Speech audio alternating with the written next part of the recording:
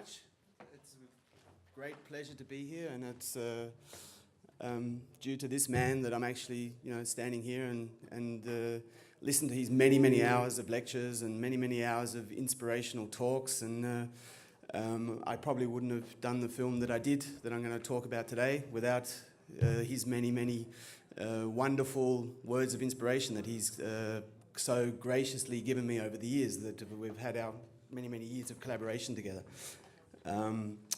Just to finish that sort of wonderful note on this man, the words that always ring in my head and were basically every day on this film were, "Don't be afraid to fail."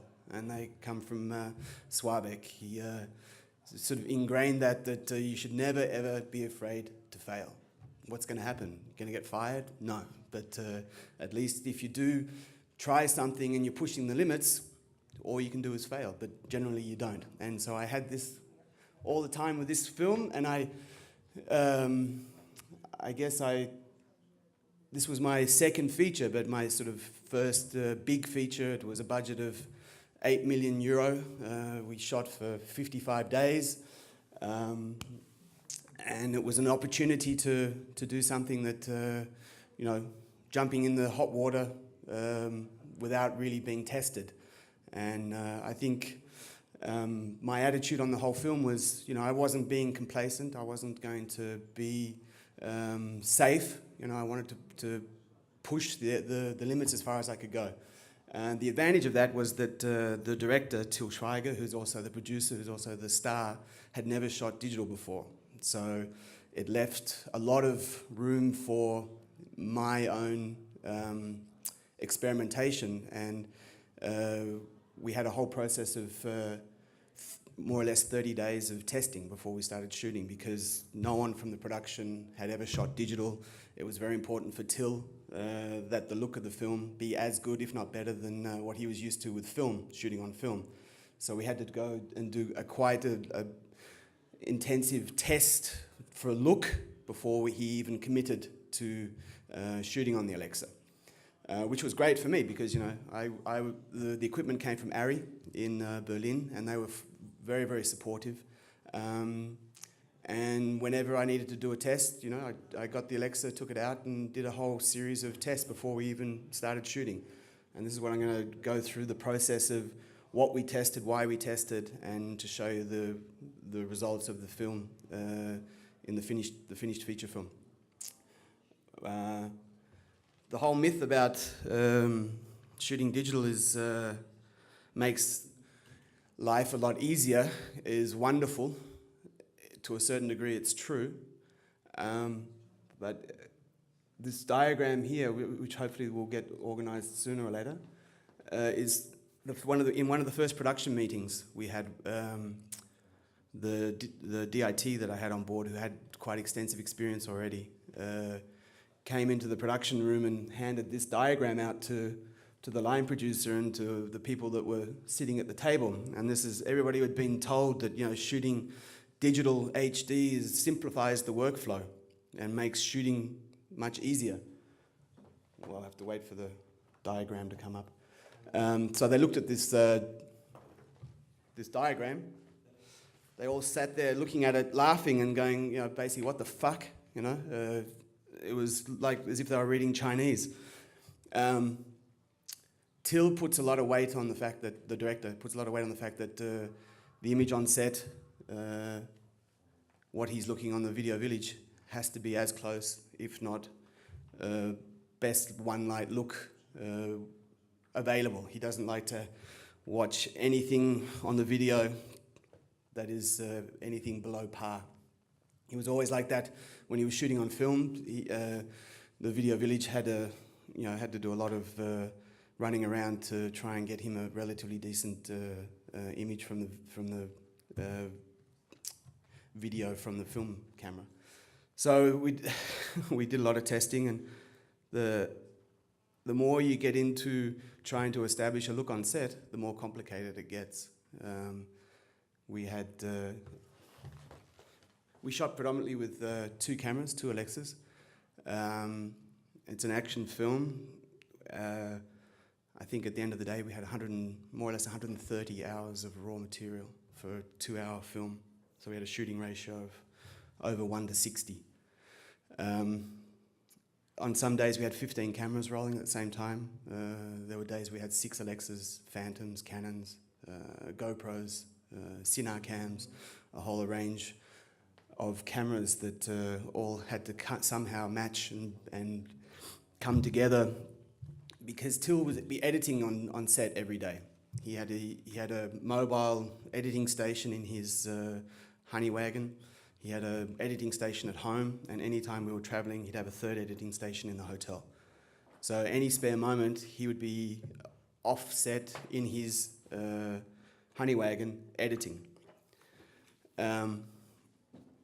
It kind of caused problems in itself, because the first delivery of dailies would be sent off to the lab before lunch. There'd be 3 deliveries a day, and he would already have the material back already loaded into his Avid by 5 o'clock in the afternoon. And usually by wrap, he was showing every day scenes that we'd shot before lunch, already finished, edited.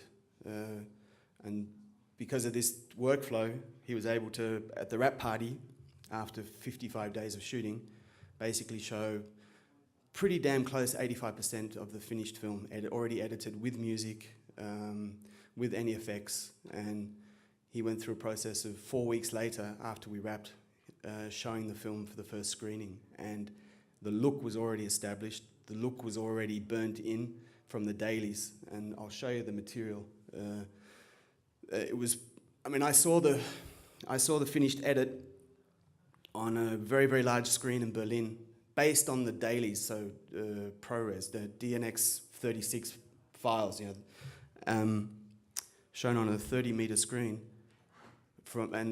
played from a HD SR cam, HD cam tape, and it looked fantastic. I mean, obviously there was some matching problems, but generally the look of the film was already there, and it could have gone straight into the theatres and been shown as it was. And we were shooting ProRes onto the S/S cards, and the quality was fantastic. It was really amazing to sit there in a major, big movie theatre in Berlin, the biggest one, and be able to see the quality of the Alexa and just not shooting 2K, not shooting RAW, just shooting ProRes, and it was fantastic.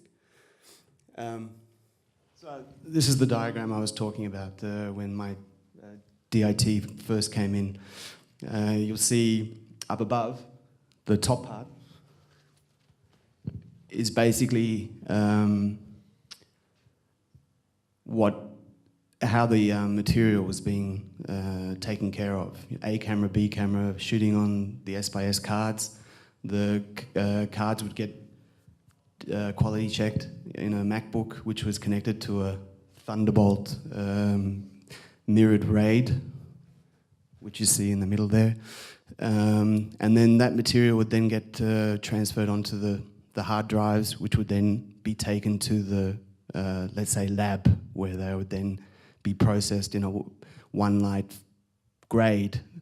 Can you follow all that? Does that all make sense? Here.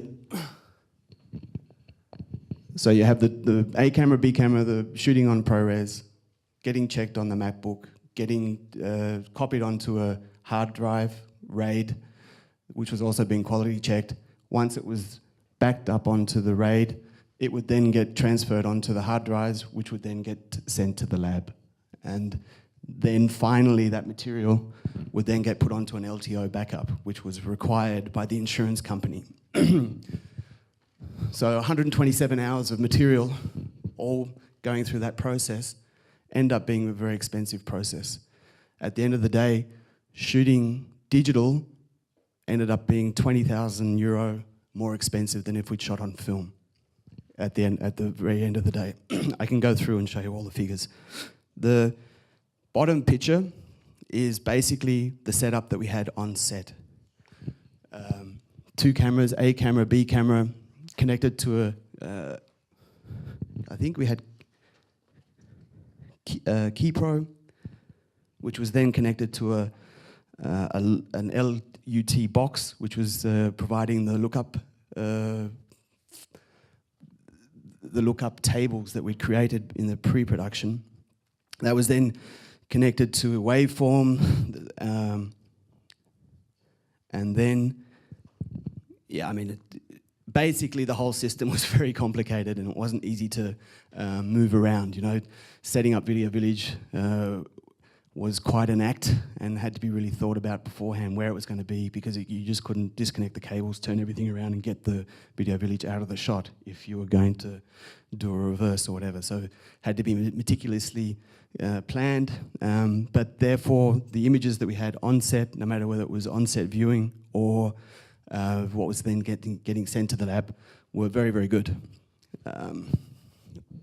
I was then getting JPEGs sent to me from my on-set, from the colorist that was doing the dailies. He would then, because, as I mentioned before, several of the deliveries were made before we even wrapped, so he would, obviously I was in constant contact with him, and then he would then send me frame grabs from the graded material from the lab. So this would be, for example, from day one. And this is an image that he was sending me directly from hit the Resolve, which is what he was grading on. This is from the first day of shooting. And the look didn't really change that much to the final, what we did in the final grading.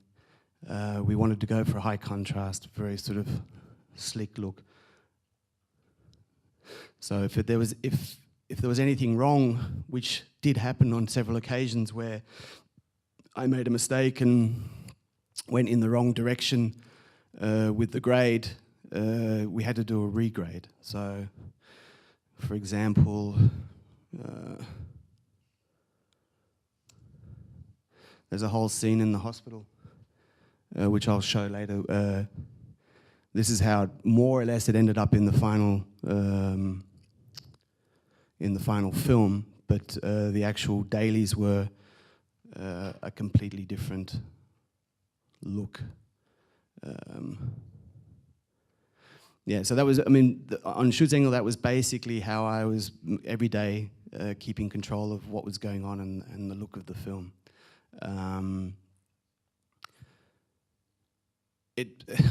When we wrapped, we were shooting 16 hours a day. I would then go to the grading suite and sit in for the last hour just to make sure that everything was as I wanted it. It was a very long 55 days, especially when no day is under 18 hours. But the digital workflow doesn't necessarily make it an easier process. So, if you have any questions, feel free to ask. So what I'll go do now is go through the whole testing process of what we did. Did any of you, apart from you guys here, did any of you seen the film? No. Yeah? I mean, there's a lot of shooting and a lot of explosions, and each bullet cost €1, and we shot 750,000 bullets in the course of the film. And during the testing phase, we knew that it was expensive, and it was very important to find a way to shoot the bullets in the most practical way, and also visually have it effective, which meant that showing the muzzle flashes. Because if you're shooting a gun or a rifle or a machine gun and you don't see the actual bullets or you don't see the muzzle flash, makes it very boring. And I can show you an example.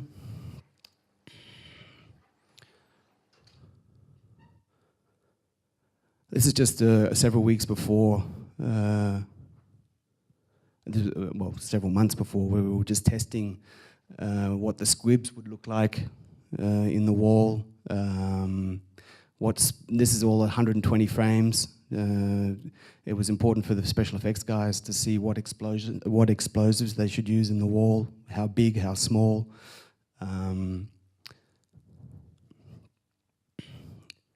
So here's an example. I'll just pause it for a second. Here's an example. This was done also for visual effects. The person walks in, fires the gun, and then you'll see it. But we were trying to find the right setting for... so you'll see the muzzle flashes. You saw, she shot, I think, 20 shots, and you see pretty much every single...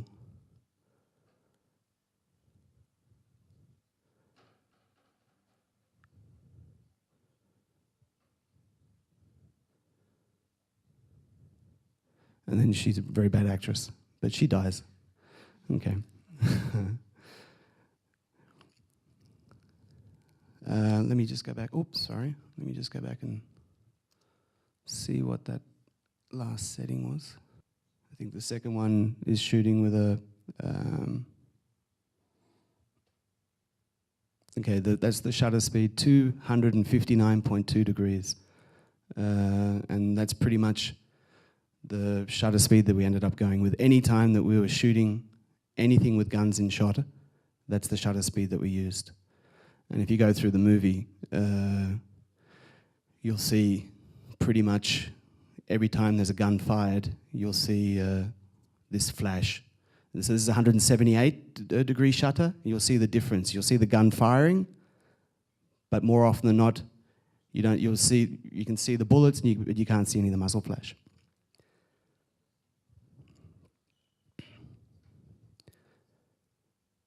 And this ended up, that was purely for visual effects, not shooting at all, because then visual effects did a scene. The body hit, that's shooting 60 frames on the Alexa.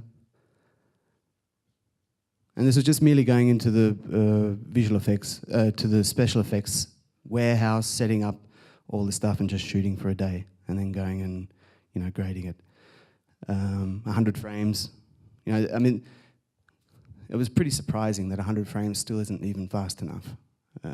So we shot the majority of all the action scenes on 96 frames a second, 259.2 degree shutter.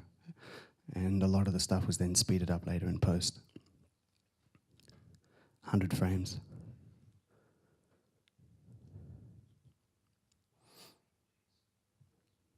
Sorry? Full screen. Uh-huh.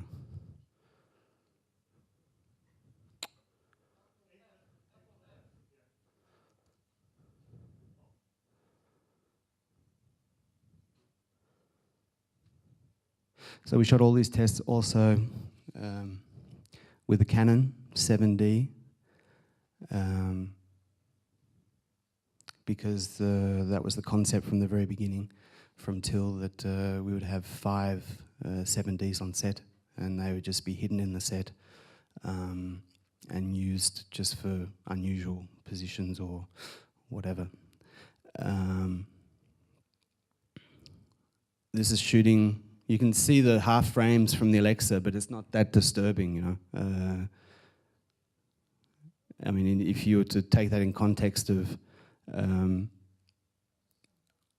in the scene and a 1 second cut, it was actually quite a pleasant surprise to see that the scanning shutter didn't affect it more.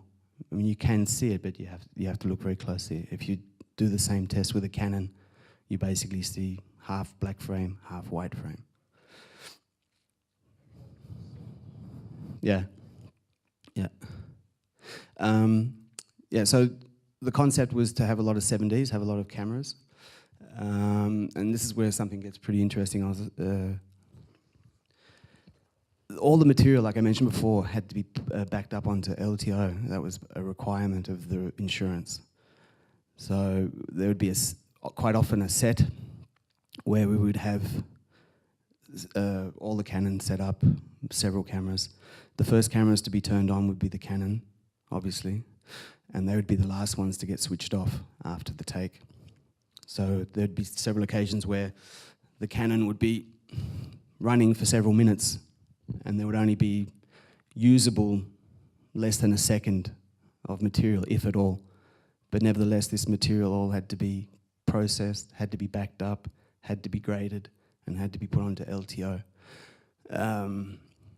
In my opinion, the most expensive cameras for the whole shoot were the Canons, considering how many shots are in the film and how much those shots ended up costing to get them. And when we went to the final grade, that material was the hardest to grade. I mean, obviously, there's a reason why the Alexa costs it the price it does, and there's a reason why the Canon costs the price it does. And you can't expect the two cameras to match perfectly. The Canon does a great job.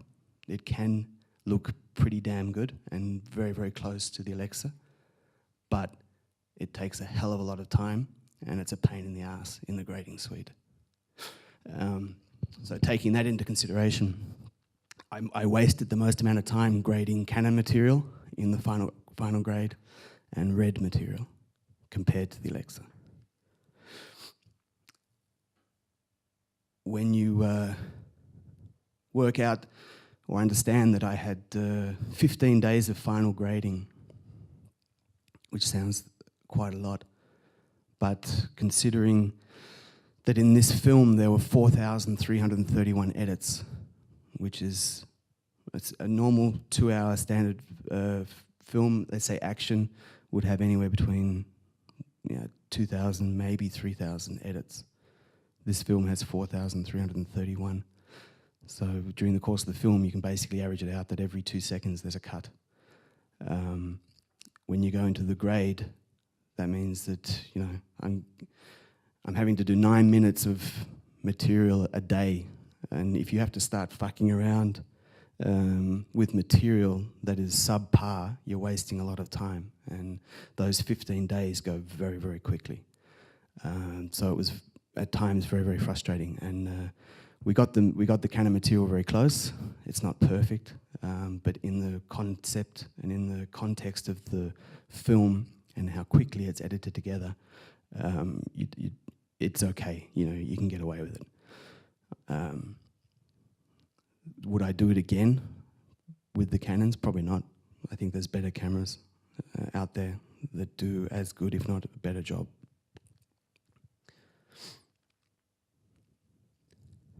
Yeah, so this is shooting like all the test from different camera angles, different speeds, different shutter speeds. Here's the same test with the Canon material. And I mean, looking at it on the big screen, the Canon material, it really did look surprisingly good, But once again, compared to the Alexa, it was a very, very difficult task for it to match. So there was another camera that we used, a Cinecam. That was a very small finger camera, recording onto HD Cam SR. So we had this camera kind of mounted on guns or put in positions in the set to get these sort of perspective.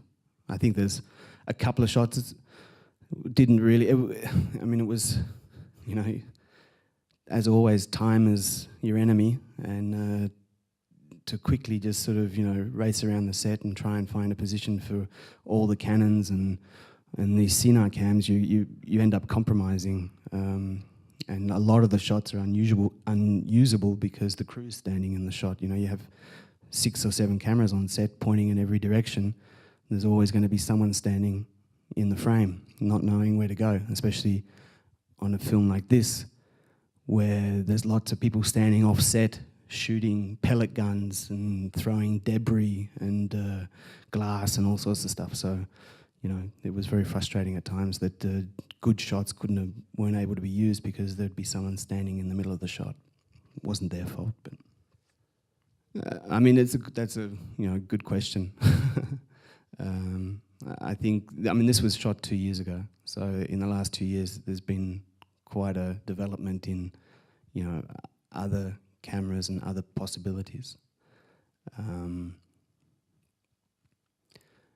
The Cinecam was great, but it was very, very buggy, and quality-wise. I mean, the thing that you have to understand is that if you've got 3 cameras, different types of cameras on set, you're having to kind of, match them, and you've got different sensitivities. So the Alexa might be at 800 ASA, the Cinecam might be at 400, but you need to, you know, somehow not shoot it wide open, because you get this effect with the Cinecam, this macro. You see everything here in the foreground. I mean, that's shooting with a relatively decent stop, but because of the nature of the camera and the lenses, it's very, you know, macro. So you have to somehow light accordingly, and the more cameras on set and the more different sensitivities you have, it tends to, something ends up suffering. And usually it was always the Canon, because you don't have the time to, you know, to light it properly or spend the time that's needed, because they were just looked at as being kind of crash cams. So just throw them in the set, hide them somewhere, put a pillow on them or whatever, you know. My colorist, he was having nightmares because of all the Canon material. There was several tests that we were doing, and then there was also the discussion of anamorphic.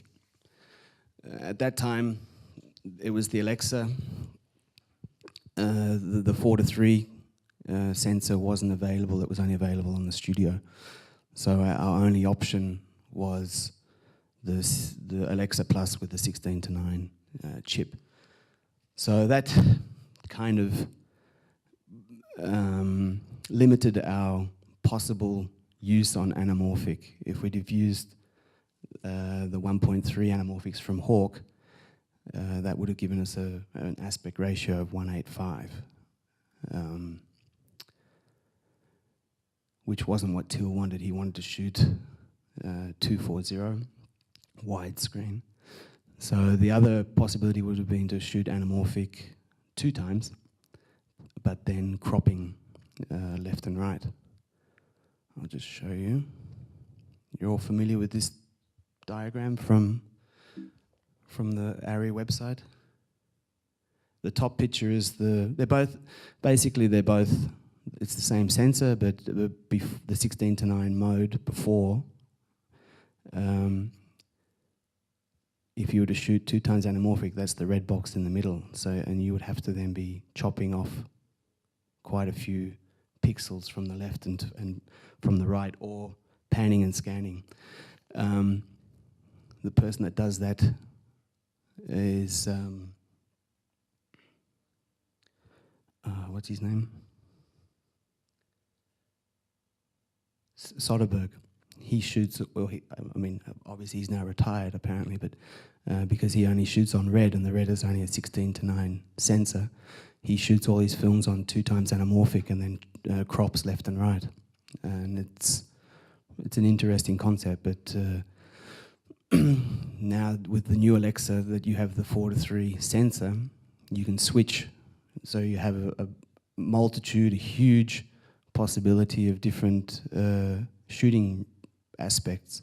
You can shoot anamorphic if you want to. You can shoot spherical. You can shoot however you want. And you can swap and change the sensor just by pressing a button, which is, I think, a big game changer. You know, you can shoot a scene, a landscape at the highest resolution, shooting ARRI RAW with 2 times anamorphic, making the absolute most of the sensor, and then swap and go to a 16:9 portion of the sensor to shoot close-ups or whatever. I mean, it really does open up a world of possibilities, which I find very, very interesting. You're not just limited to one format. Yeah, just to sort of go back a little bit, inspiration for the film was, or not inspiration, but reference for the film were films such as Seven, Smoking Aces, The Town by Ben Affleck, and Buried, a film by Eduardo Grau. I don't know whether you've seen the film. It's about a guy that spends the whole movie in a coffin. It's a very interesting film.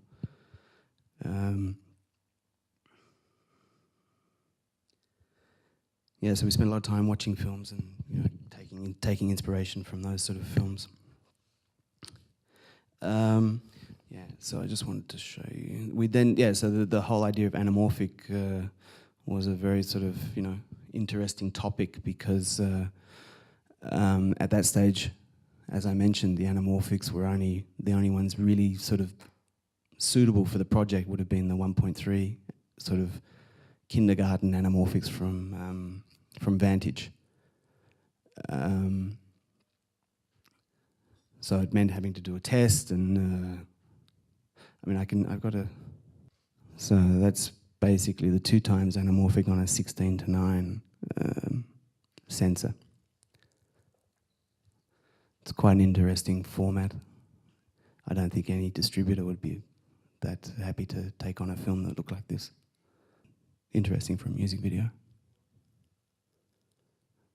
And yeah, so I had 2 years ago, I went to Cameramage in Bitgosh and took an Alexa from the ARRI stand and took the Hawk anamorphics from the Vantage stand and went outside and shot a test. Took it back and then showed it on the screen for Till to decide whether he wanted to shoot anamorphic or not. We decided not to because of the availability of the lenses and also that we were going to be shooting with many cameras. And just for practical purposes, it didn't make any sense to shoot anamorphic. Yeah, so we had to do quite an extensive look test with Till. And we then showed it in a main screening theatre in Berlin. And everybody was very nervous because it was a, you know, decision of whether they were going to shoot digital or think about going back to film, and there were quite a few nervous people. And the colorist had done the last 6 films for Till, and he kind of thought that he knew, or he felt that he knew what Till wanted. And what I mentioned before with Sławek, that he kind of burned into my brain for the last several years. You know, don't be afraid to fail. So I just said, okay, listen, you know, this is my, let's say, big chance. I'm not just going to sit back and play safe. I'm going to really push the envelope. So I really had to twist the arm of my colorist to really do create a look for the look test that was something that Till hadn't had before. So we're sitting in a screening theatre similar to this size, and his face comes up on the screen, and I mean there must have been a distance of maybe 3 meters between his eyes. So his head was a 6-meter head, and he's sitting in the audience, and the first thing he starts doing is taking photos with his iPhone of himself on the screen. It was just a bizarre. I can't even. I don't even like looking at myself in the mirror. I can't even imagine looking at myself as a 6-meter big head and then taking photos of myself. So he loved it, and the idea of, and then basically the Alexa was sold for this project, and that meant that you know, had to go off and do a whole lot of tests and try and get everything more or less prepared for when we started shooting. So I had 2 months of preparation and about 30 days of testing, which was kind of cool. There's obviously different types of blood, and we were just testing which one was going to be the best one.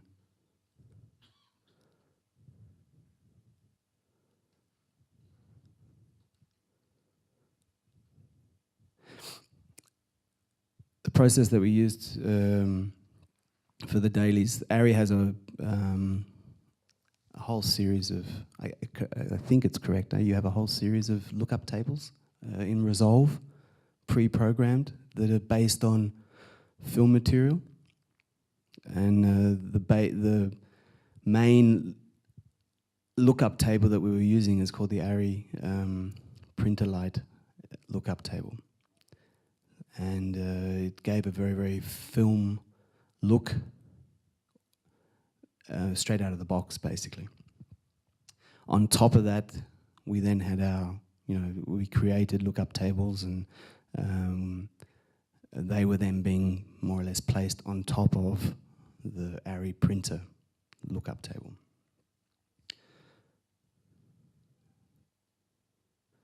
It brought the 14 stops of exposure that the Alexa has down to about 6 at the most. We were shooting very, very... the lighting package was huge. It didn't make... just because shooting on digital didn't mean that we weren't shooting with lights. And the process that we were using with the ARRI printer lookup table and whatever looks that we'd already created were condensing the exposure latitude. And obviously 6 stops is not a hell of a lot. That's basically getting into reversal material where, if you're underexposed, as good as the Alexa is, it doesn't really like to be underexposed. It tends to get, especially when you're doing a film release, it gets a little bit, I wouldn't say noisy, but it's not as clean as shooting raw or... maybe this is a good opportunity to show the trailer. I have a trailer here that has the Schutzengel trailer, and there's a second film that I didn't shoot, but it was graded by the same post-production. It's called Schlussmacher, and that was also shot on the Alexa RAW with anamorphics. And then the third trailer is Krakow 2, which I also shot, but we shot that on 2K. So, and maybe we will see a difference here, I'm not sure. Is there someone up there that can play the trailer? Can we play that trailer? Thank you.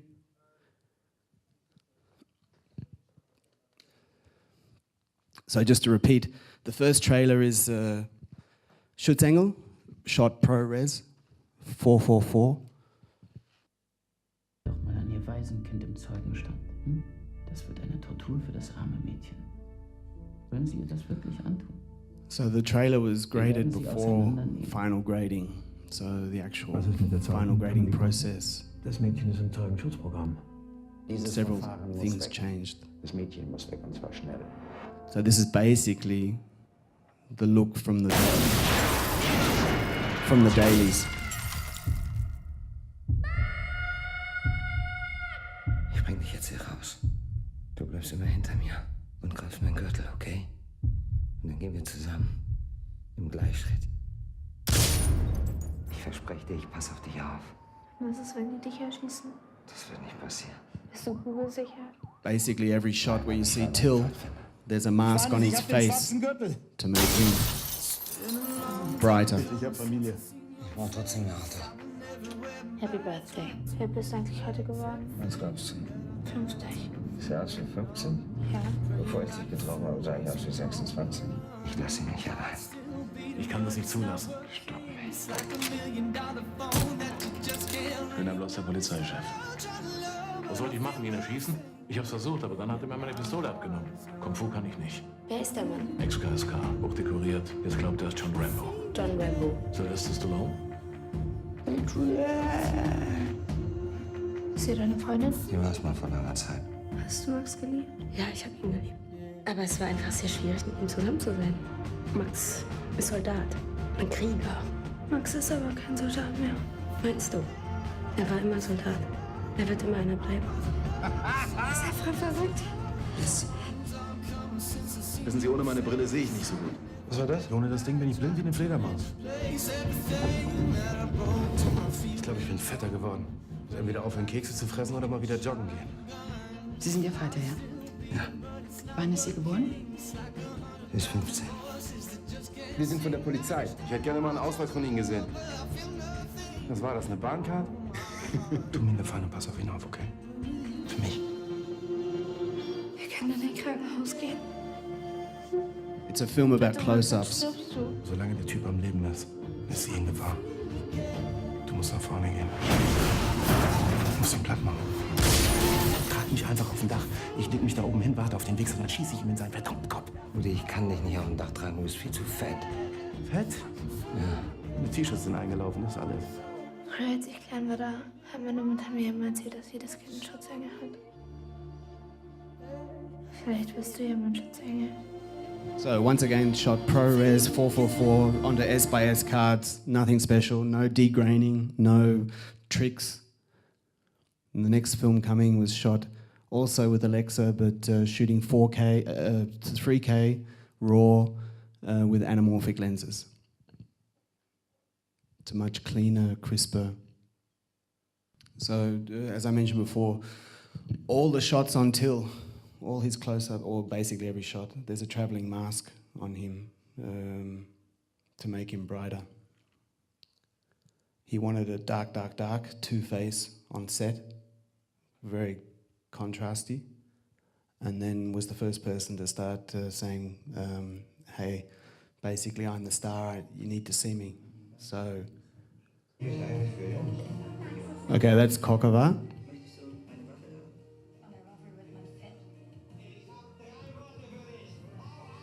It's very contrasty, huh?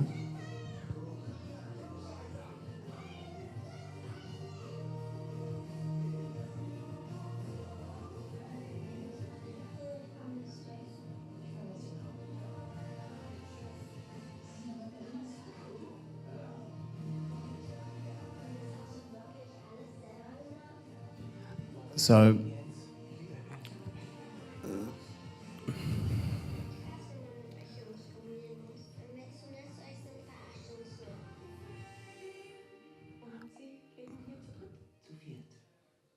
on Schutzengel, as I mentioned, we had lookup tables and we had a very, very pretty accurate what you see, what you get on set was what the dailies. Okay, so this is Schlussmacher. As you can see, it's a lot cleaner, a lot crisper.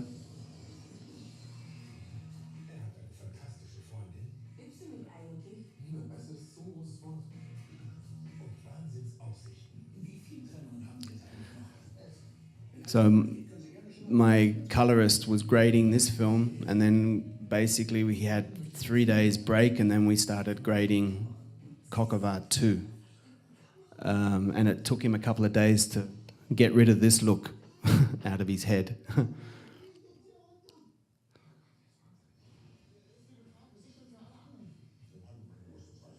So I don't know, is there a noticeable difference in the quality from your point of view? Yeah?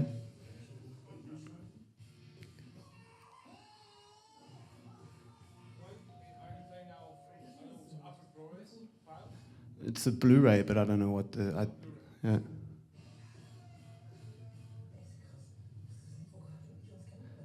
Anyway, I mean, basically it's just an example of one camera, 3 distinct different looks achievable just with the same camera.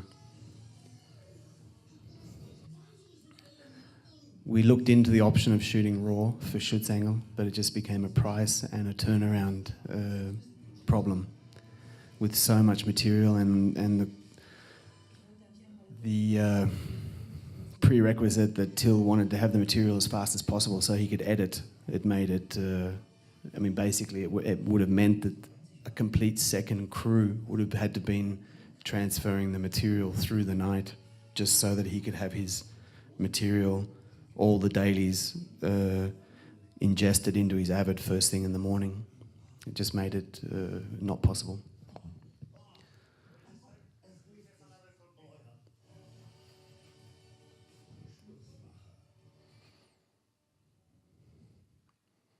So it was very contrasty, that one.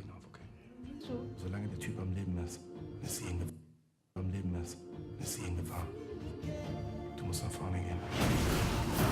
Du musst ihm Platz machen. This looks actually quite flat. Trag mich einfach auf dem Dach. Ich leg mich da oben hin, warte auf den Wichser, dann schieße ich ihm in seinen verdammten Kopf. Rudi, ich kann dich nicht auf dem Dach tragen, du bist viel zu fett. Fett? Ja. Die T-Shirts sind eingelaufen, das ist alles. Als ich klein war, da hat meine Mutter mir immer erzählt, dass So all the interiors, I was shooting with 800 ASA. The lenses that we chose were master primes. Did an extensive lens test, with the lead actress, Caro. we ended up going with a special cook, Du bist sicher, dass man das essen kann? 135, because that tended, for some reason, that she looked. I got the test here. I'll show it to you in a second. Das nennt man kreative Freiheit. So, what I learned from Schutzengel, which I took over under Krakow, was that you see Till's two-faced look that he likes to have. I basically did look-up tables that were -2 stops, and I was telling him that that was the normal look. So I was giving myself a little bit of a chance later in post-production that I would have something to play with. Weißt du, jetzt bei uns einzieht? Dein Papa. Echt?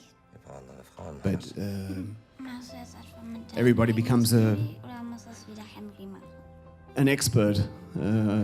Unfortunately, when you have such a good Eltern lieben ihre Kinder bedingt. monitoring on set and the images are looking pretty damn good, everybody becomes an expert. And everybody becomes an expert in post-production. We would go on a location scout and I would be having catering come up to me and say, oh, okay, you know, you can fix that in post or whatever. One example is we went to a location and there was a McDonald's sign at the end of the, it was in a shopping center, and at the end of the shopping center there was a big glass, storefront window. On the other side of the road, 30 meters long, was a 2-meter high red marquesa, and in the middle of the marquesa was a yellow McDonald's sign running the whole length of the window. And the art department said, because I wanted the windows to be frosted, and the art department supervisor, who was a professional in post color grading, at least she thought she was, said that it would be really easy just to fix it in post. We had a discussion about how much it would cost to put diffusion on the window, or how much it would cost to actually fix it in post. And I've got some interesting facts and figures. You know, I think at the end of the day it would have been cheaper to frost the windows. So, yeah, this film, if you can compare it to Schutzengel, is cleaner. It's not as sort of rough and dirty, but that was the concept with Schutzengel. And if you want to directly compare it to this one, it's not as clean, obviously, as Schlussmacher.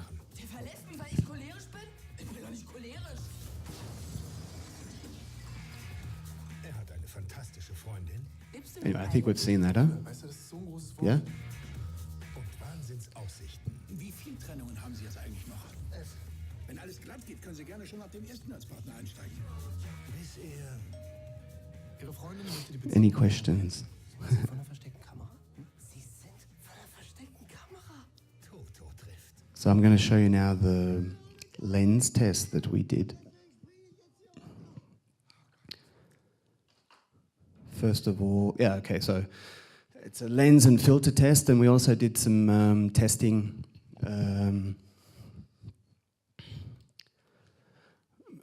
in the film. There's a scene where Till and his daughter are hidden in the boot of a car, and obviously I stole Edward Grau's idea in Buried of using glow sticks.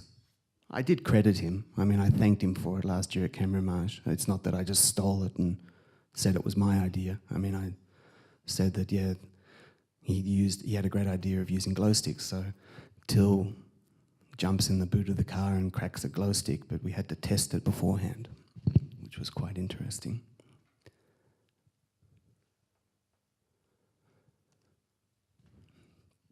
Just testing different lenses. And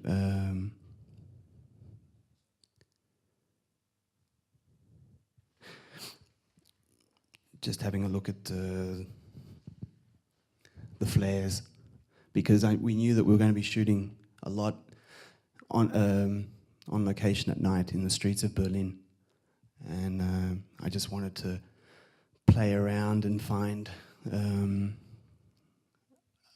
a look or a system where I knew what I wanted to be shooting. And this is testing the master primes just to see how they looked with backlight and with flare. And one thing that I wanted to stay as far away from as possible is seeing the out of focus highlights. And if you see, if you've stopped down the lens to more than a 2.8 or a 4, you actually see the shape of the iris, if you can follow me.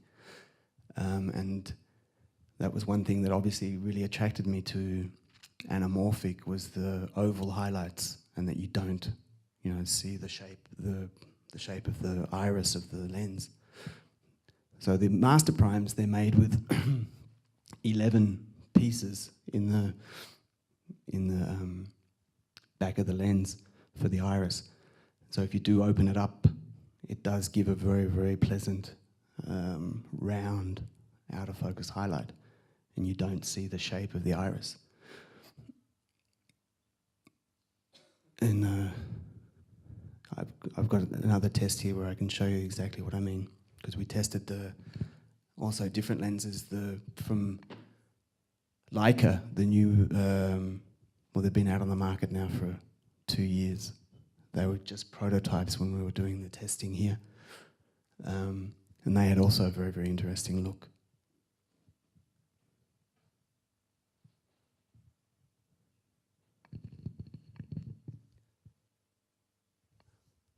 So this was a guy by the name of Lloyd, stuntman, who was also Till's double.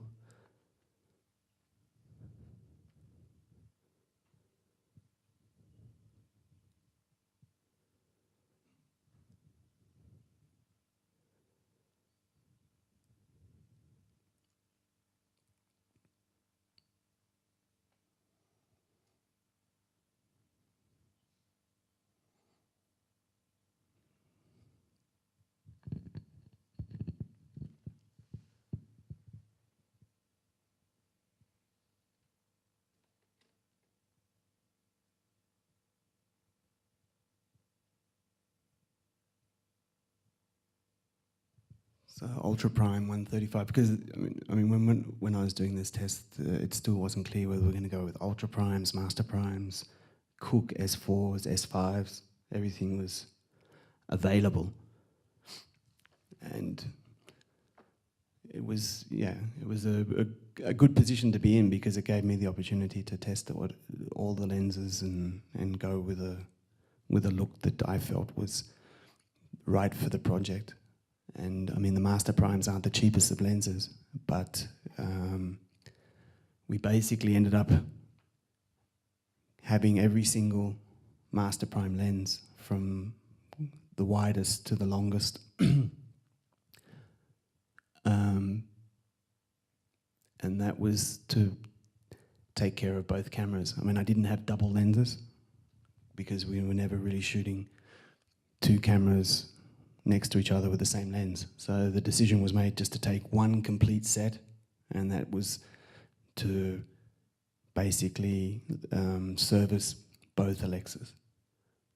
And the only extra lens we had was the special lens that we used for the close-ups on the lead actress. You'll see her in a second. We did a filter test and a makeup test, and ended up going with Cook 135 for her.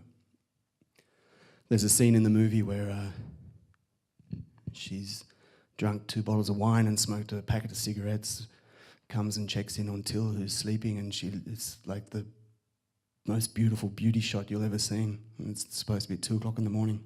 It's just stupid.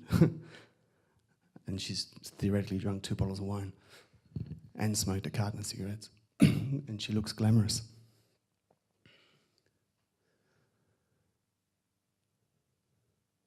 So I don't know how that actually looks, whether it looks clean or whether you actually see the noise. It's 800 ASA, which is obviously the sweet spot for the Alexa. And this little bit of noise that you see, I think it's really, really appealing. It doesn't look like video noise. It has its own sort of very nice texture and quality, which is very, very unique to the Alexa. And like we saw before, if you don't want to have that, you can also go RAW, and RAW is nice and crisp and clean. So I'll just fast forward this onto. Okay, so this is the lead actress.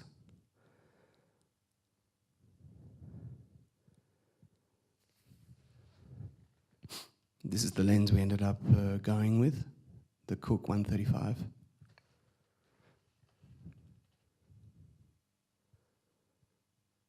And that's with no filter. I think her secret filter was classic soft quarter. And this is also very important, and I would recommend this to anyone, is take the time and do a makeup lens test with the actress. Once you do that, it's a very simple trick. I mean, you're showing them that you care about them. It took 2 hours to do, but she's now my best friend, you know, because it gave her the confidence that you were trying to make them look as good as possible. And they really respond to that. They appreciate that. So I would thoroughly recommend to anyone that it's very, very important, one, to do a makeup test, and two, just purely on a personal level to earn the trust of the actress or actor.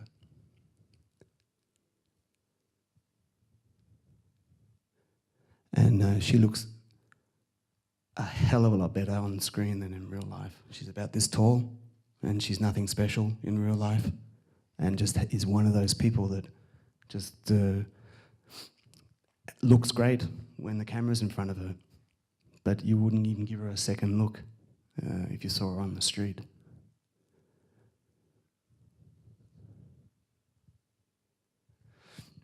So, and yeah, and all these tests were being viewed on the, there's a big screening room in Berlin with a big, yeah, I mean, it's similar to size like this, but the screen is basically the size of the wall at the back. I'm not sure the actual size, but it's very big. And it was very important, obviously, because the film was going to be ending up in movie theaters, to see it, all the tests projected onto a screen.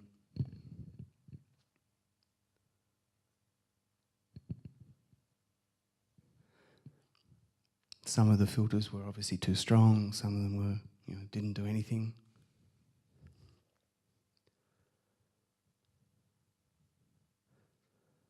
I'll just fast forward that unless someone would like to.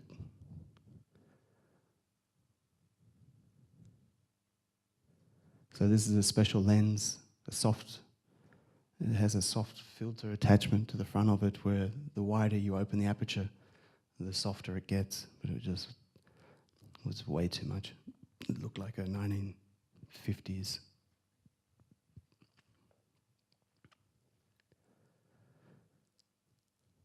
So, moving on. That's my colorist, Pippo, great guy. Now my best friend, which is also a hint I would give to any cinematographer. Your best friend should now, especially in the age of digital, be your colorist. They're the ones that save your ass. They're the ones that make you look good.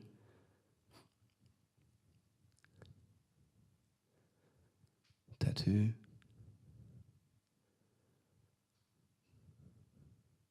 So here's what we were just playing around with the glow sticks.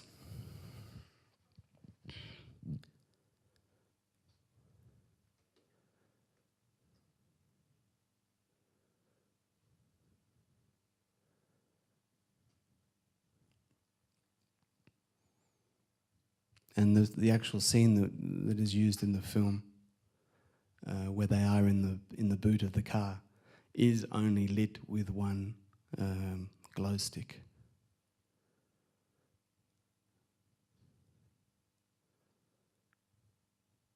Obviously that's not a glow stick.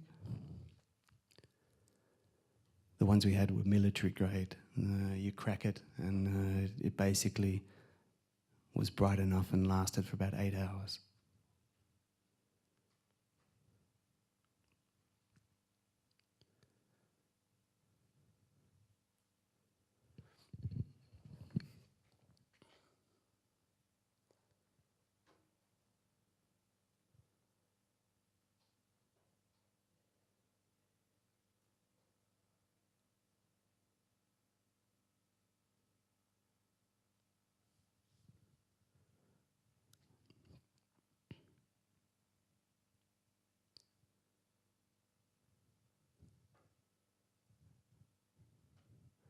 I mean, whilst shooting this, you know, I couldn't see anything.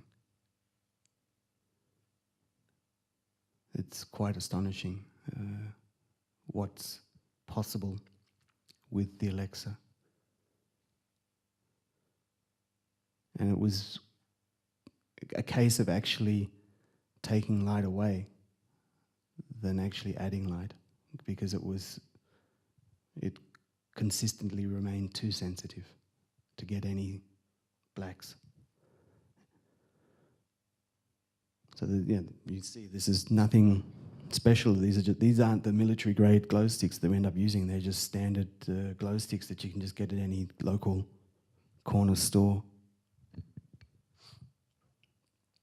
It's not doing any tricks in color grading. It's basically one light, how the camera saw it.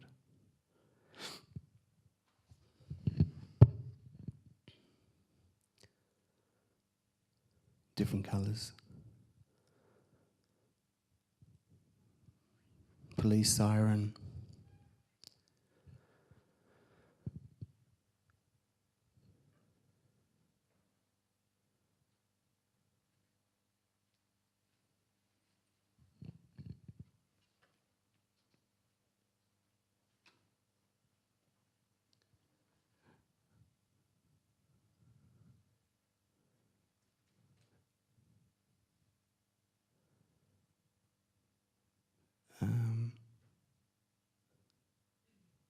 I'm not sure what we're testing here.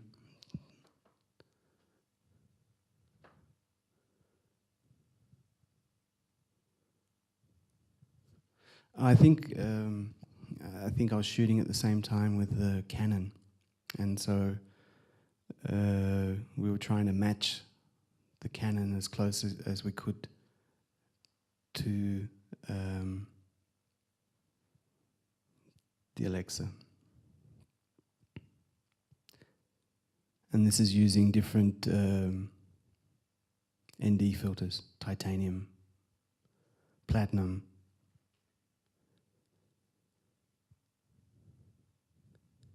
And it's just to already know exactly which filters gave the cleanest effect, or not even effect, gave the cleanest image before we even started.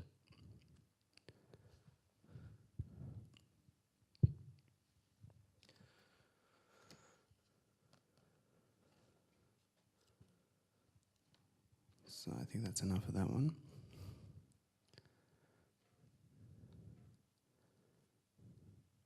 So there's a scene in the film after about 20 minutes where Till leaves the safe house. The safe house has been attacked, and they go out in the street, and the location that we found was a street in Berlin, 500 meters in one direction and 500 meters in the other direction. So during location scout and then talking with my gaffer and the line producer, how are we going to light this basically a kilometer of location at night in downtown Berlin? So the discussion was, well, we have to get 10 electricians and 2 cherry pickers with, Wendy lights, both ends of the street, and a huge lighting exercise. And or I said, well, you know, just let me take the camera to the location. I'll shoot some tests, and I'll see if we can just do it available. You know, what that would require, you know, to shoot available with just the street lights that were in the street.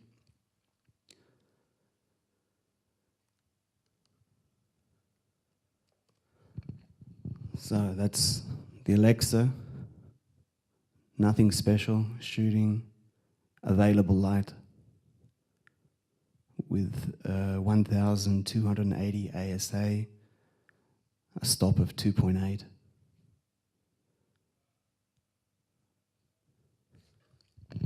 And that's basically how we shot it.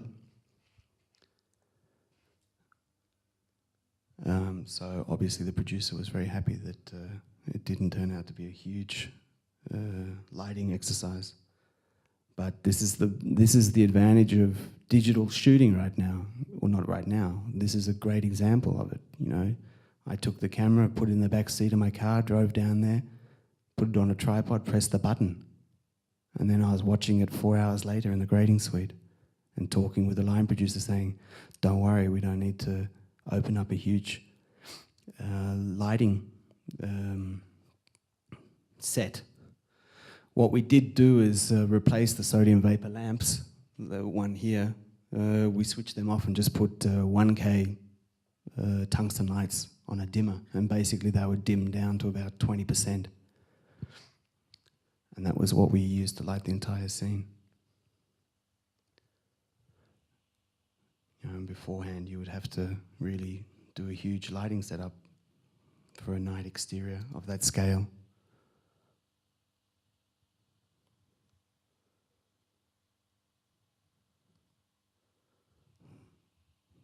So that's getting a little bit too bright. I think that was, I've got the notes somewhere here.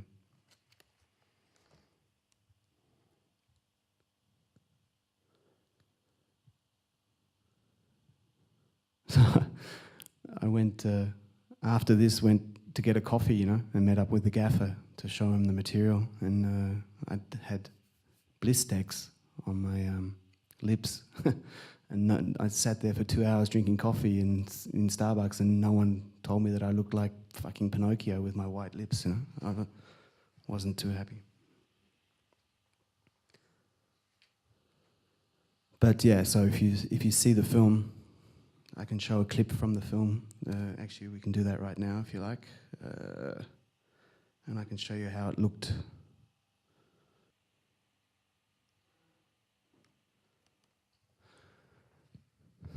So here this is the exact same street.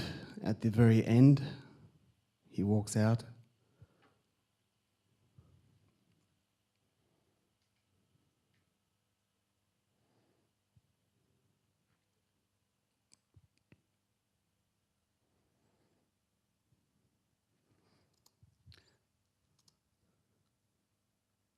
So that's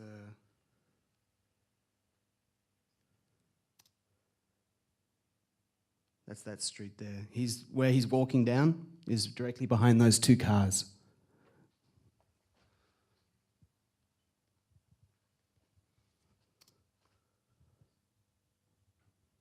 So that's just available light.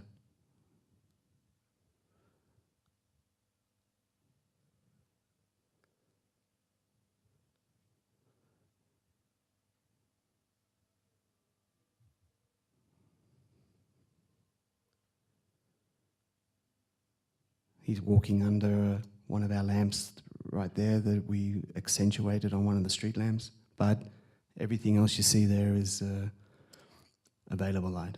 And you can see it now, you know, we're shooting 60 frames. It's still well and truly bright enough. Lots of Canon material here. There's a horrible drone shot with the red that I hated. And this was another thing, you know, obviously using the Alexa, utilizing its sensitivity at night. Yeah, that's the drone. The red couldn't keep up with it. You know, I mean, the red is great, but in this particular scenario, it had troubles.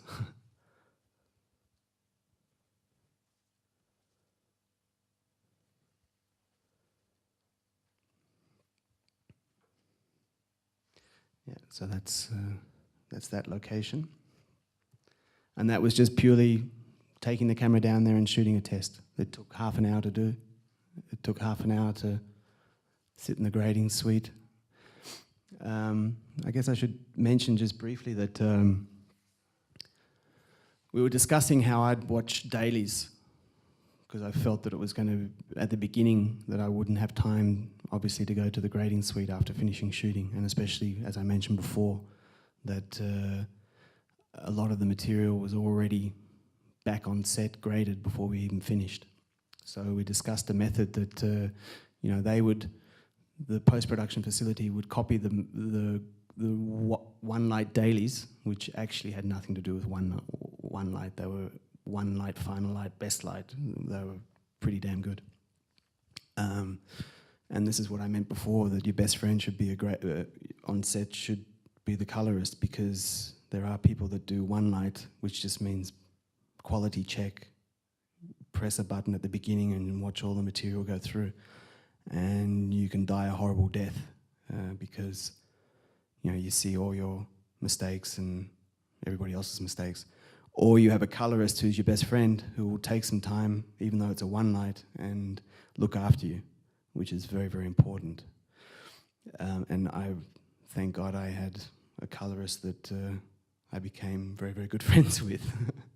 And he definitely looked after me. So he was copying the graded material onto hard drives, and then they'd get sent to me on set and resolve the grading system, DaVinci, offer a free light version, and I would just be hooking up the hard drive, opening up Resolve Light, and I'd be able to watch the rushes. And it never happened because it was just too time consuming, and by the time I got home, the last thing I wanted to do was watch the material again.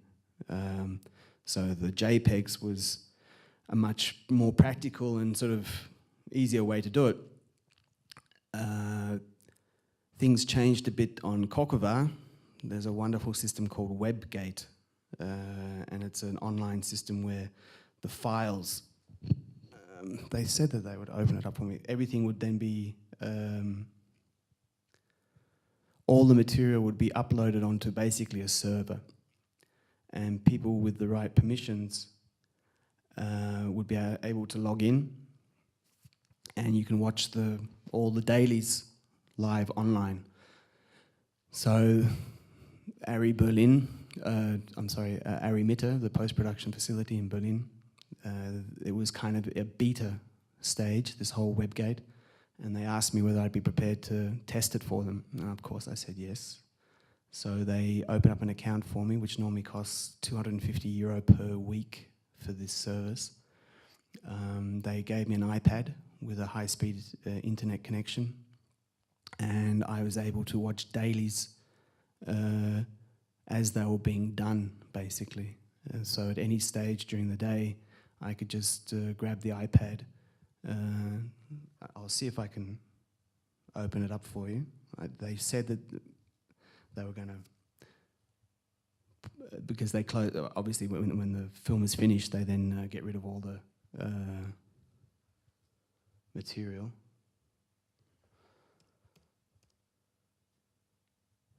But they said they were going to open up a browser for me. And it's a perfect system,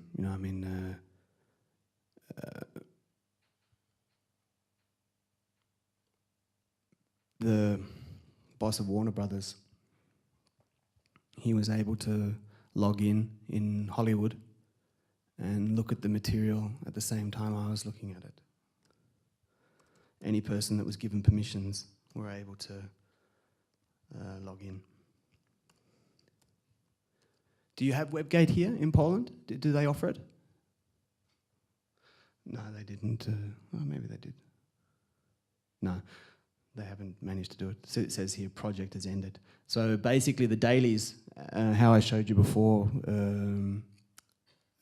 with the JPEGs, every day a folder would be added with shooting day number 1, 2, 3, 4, 5, and all the clips, the graded clips, would be uploaded, and I could click on any clip and it would show me here in the browser.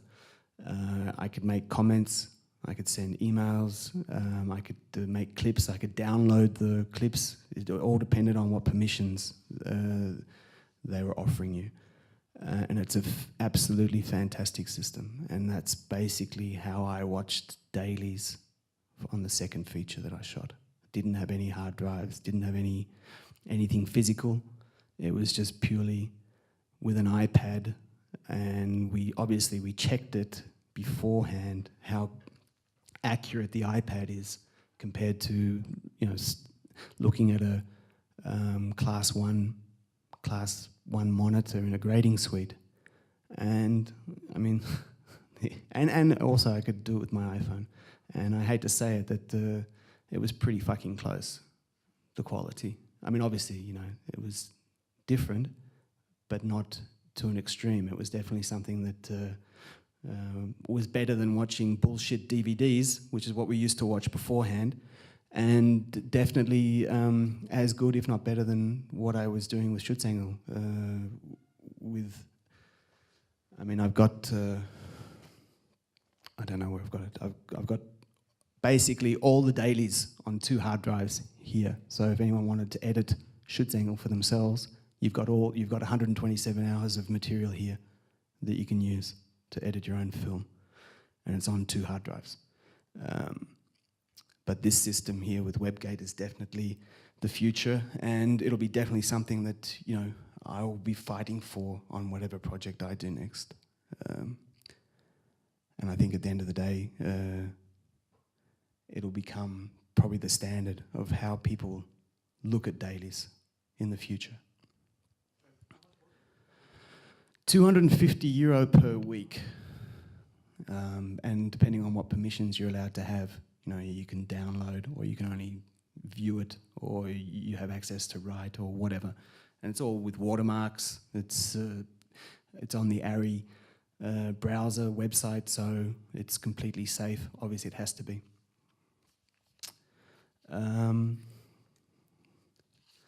So yeah, that's basically how we set up. After learning from Schutzengel,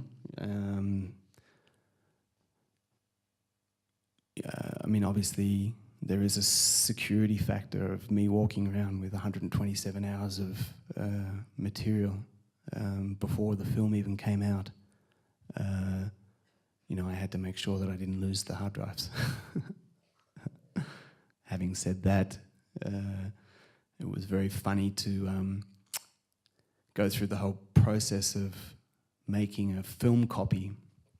The film, obviously there was a DCP made, and in Germany there was 400 DCP copies made, and there was another 250 film prints made. There was still some theatres that hadn't or don't have the possibility or technology to show DCPs, so 250 35mm film prints had to be made. So I had to go through the whole process, a week long in Munich, doing tests, film out from the DCP to get a master 35mm print. The master print was then used at the premiere.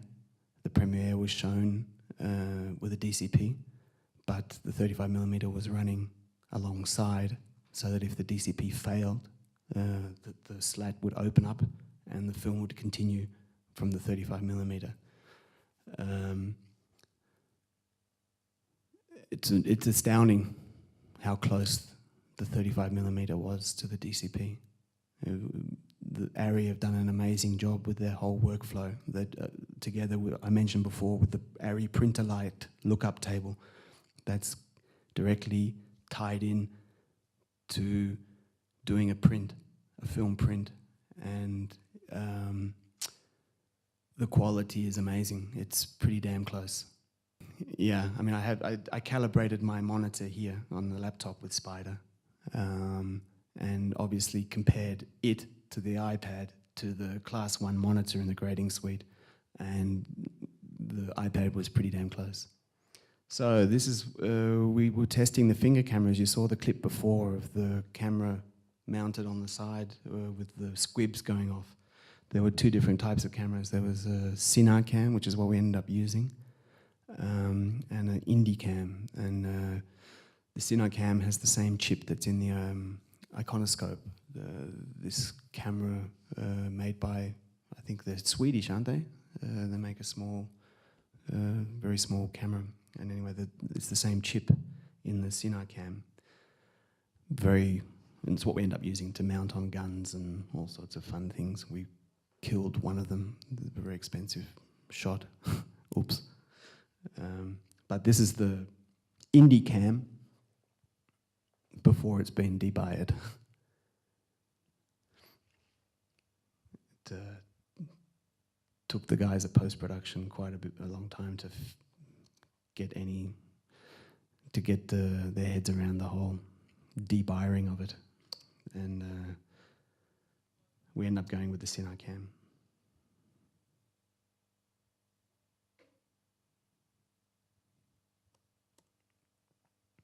These are the shots you saw before. Obviously, the camera's been mounted upside down.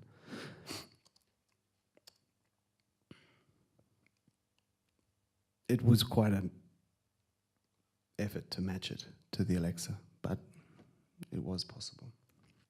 When the first couple of days of getting the dailies back, the dailies colorist was grading somewhat flat because he was trying to leave some headroom for later when we went into final grading.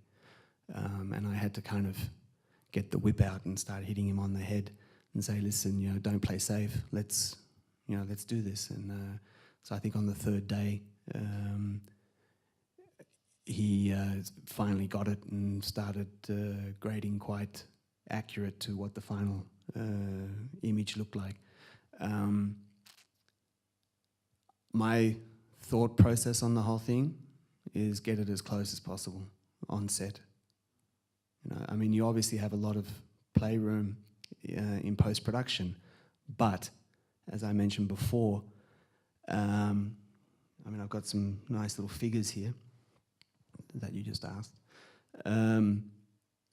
15 days of grading on a film that's 2 hours and 15 minutes long means 9 minutes of grading per day. So if you want to break that down into stupid numbers, that means you have to basically be grading 290 edits per day. Let's say a grading day is 10 hours, let's say. So 10 divided by 290 is basically 29 edit points per hour, clips, let's say individual clips per hour.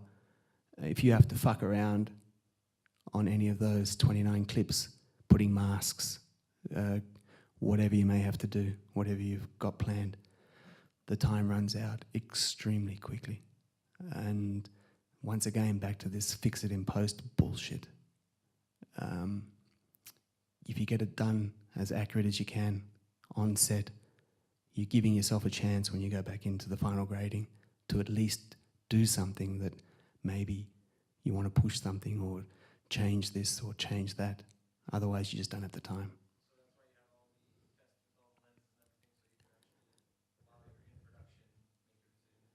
Absolutely. Absolutely. Well, I gave the example of the location where we planned on doing a huge lighting setup, and I just went there by myself, no assistant, at 8 o'clock at night. And pardon? No, and this is exactly why we chose the Alexa, and there's other scenes I'll be getting to. I don't know what time, am I running out of time? Or am I talking too much or not enough? Obviously the concept was to use the Alexa for its strengths, and its strengths are definitely shooting available light at night. Setting it up, we did an ASA test, obviously, which I have here, to see how far I could go with the ASA. For me, for my tastes, seeing it on the big screen, shooting at 1280 ASA, absolutely no problem. Absolutely no problem. I would probably be betting you wouldn't even be able to tell the difference. At 1600, you started to get a little bit of noise, and that for me was the point where I said, no, that's not where I want to go. But all the night exterior stuff we shot on 1,280 ASA. And the master primes shooting more, not wide open, because I needed to try and give my focus pullers a little bit of a chance. No? Yeah, so this was just frame grabs from just setting up going to some sort of location, trying to utilize the available light aspect of the Alexa, but shooting with anamorphic and spherical. And we basically had two Alexas set up next to each other. So we were shooting identically with anamorphic and spherical at the same time.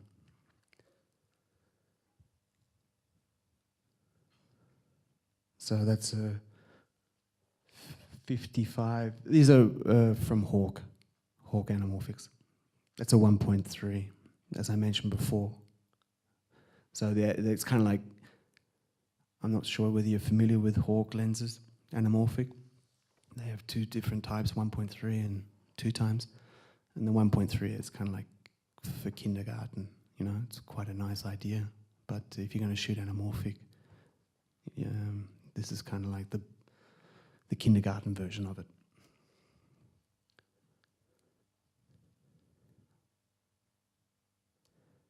It does tend to, I mean, I'm not a huge fan of the blue flares. I know some people are, but it's not something I particularly, I was much more interested in the out of focus highlights, as I mentioned before. That's what was appealing to me. This is 110 S2. I think that's the Lumex, the Leica lenses.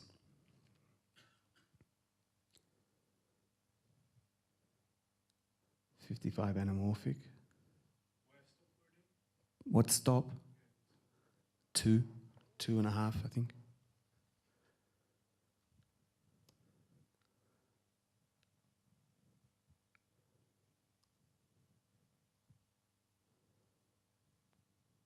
That's the Leica 35, which has a very interesting look to it.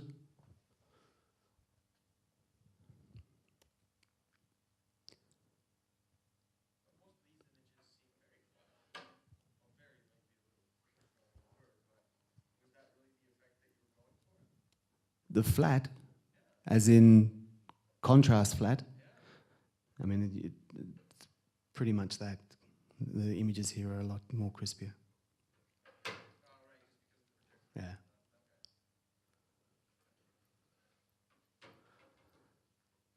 So this is 75 millimeter. And this is what I was talking about before with the iris, the shape. You can just barely make out the actual shape, the shape of the iris. And that's what I was trying to avoid. There, they're nice and round.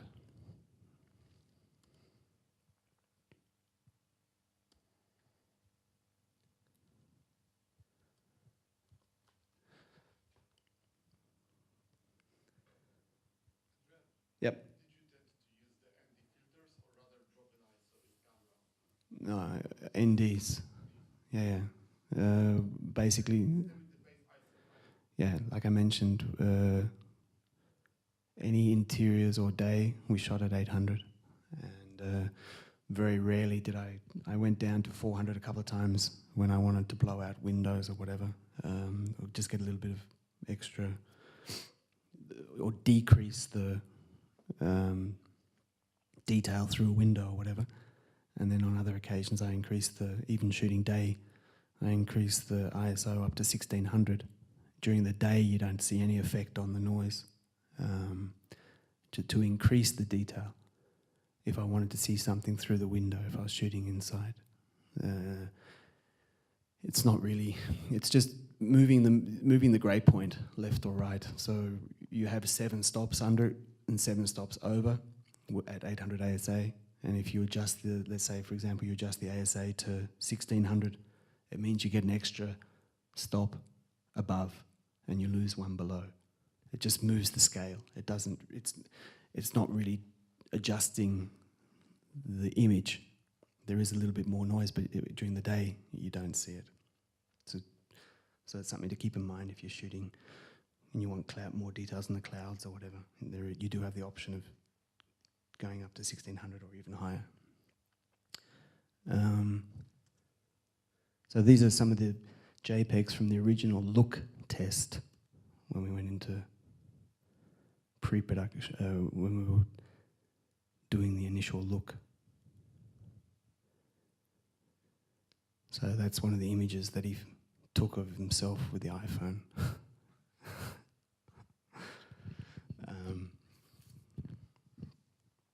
And another interesting fact was that Luna is his actual daughter, and that's Luna.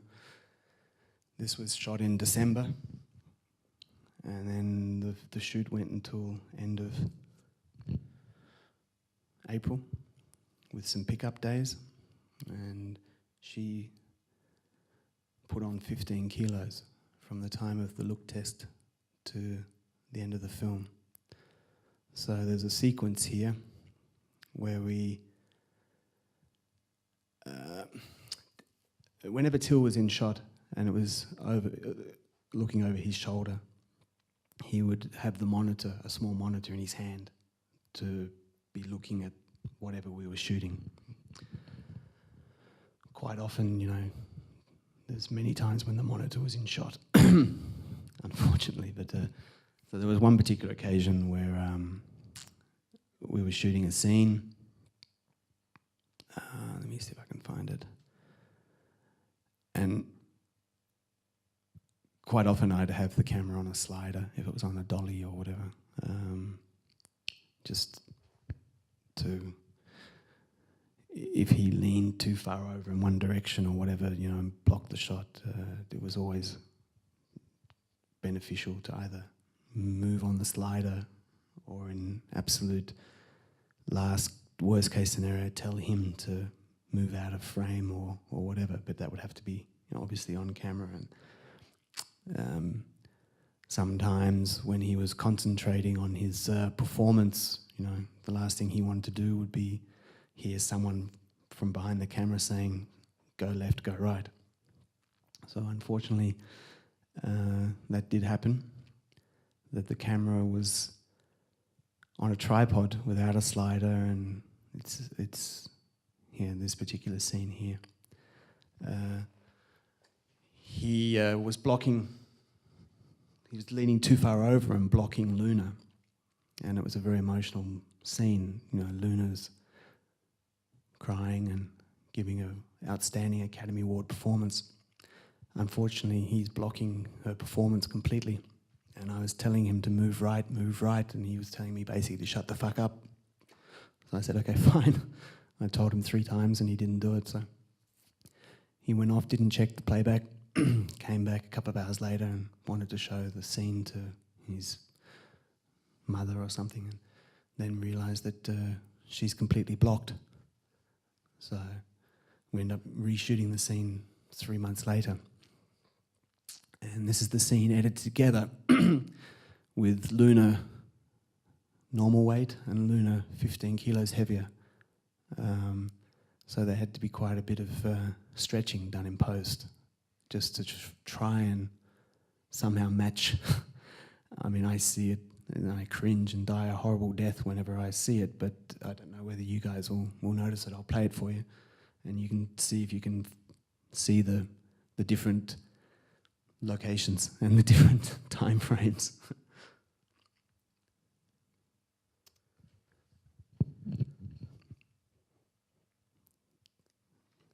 Okay, this is all original. So, reshoot. Original. Reshoot. Original. Reshoot.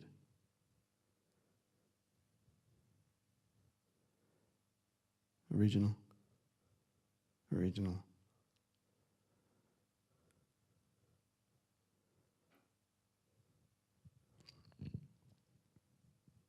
Yeah, so I don't know whether you saw anything there, but that's just an interesting sort of byline, you know, of what can happen on a set.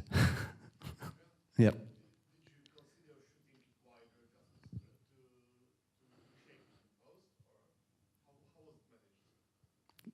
Stretching her?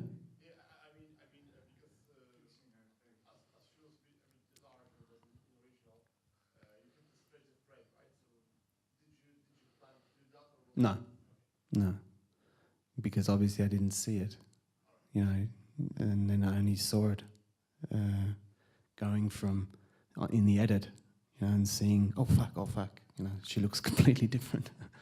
And I mean, we all knew that she put on weight. I mean, it was pretty obvious after, if you're eating chocolate every day and drinking Coca-Cola at the age of 14, it's not hard to wonder that you're going to put on weight over 3 months. Yeah, and so this is another example of just shooting available light. Here I think I had one light panel. This was also a pickup shot 2 months after the film had finished. He'd done his test screening and just needed this particular shot of him going to the car. Unfortunately, you know, it was in Berlin, I think in May, and Berlin kind of looked a little bit different to how it was when we were actually shooting. It was green. There was no snow anywhere, obviously. So it was a little bit tricky to try and make this look like winter.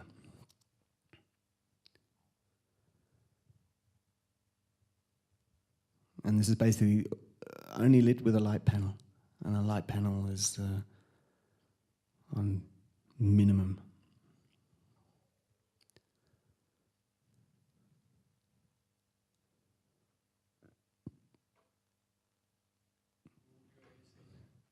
$12.80. Always in the night was $12.80. So the scene then continues on to Potsdamer Platz, and here we basically we were very lucky that this sign there was actually just white.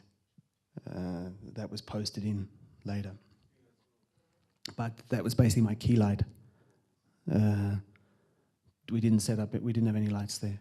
I just basically shot the whole scene using that as the key light. I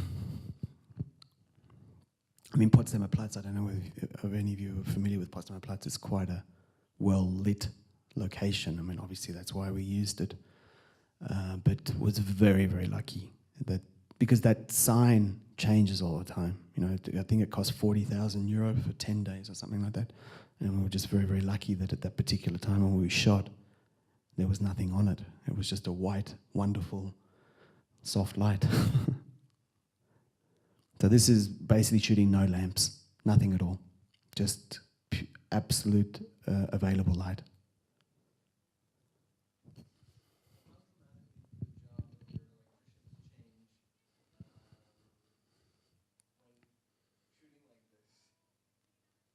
They got cold, you know. They spent a lot of time at catering, drinking lots of coffee. I mentioned before, you know, I mean, basically the job now is taking light away. To try and, if you are doing if your concept is available light and shooting at night, the hardest thing is to take the lights away, not to add the lights, because as soon as you add a light, it just blows it out. You know, if you were to light this with anything, you just ruin the whole texture and the look. I mean, yeah, I think our strongest lamp on night, at one stage, we had a street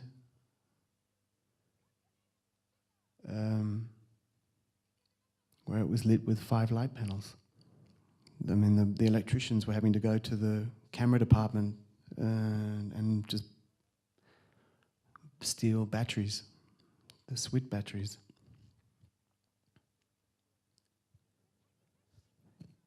Yeah, so that, like I said, that's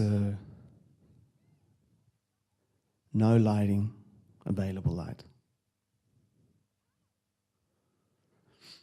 And there's another example.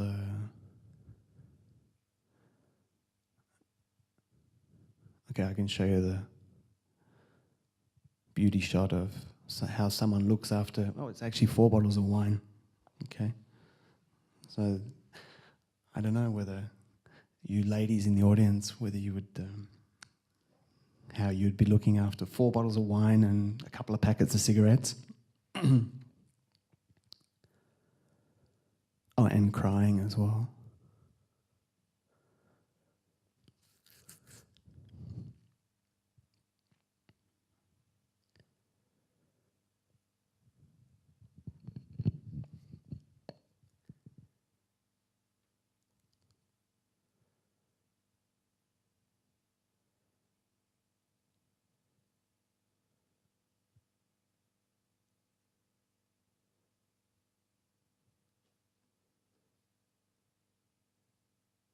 Wow, gorgeous. So just a running gag, you know. I mean, I was shaking my head. You know, I mean, hey, didn't make any sense, but hey, she looks good. You know, you have to have these little things in a film that you can laugh about. There's another shot. Don't ask me why we did it, but it seemed funny at the time. But I roll over in my chair every time I see it.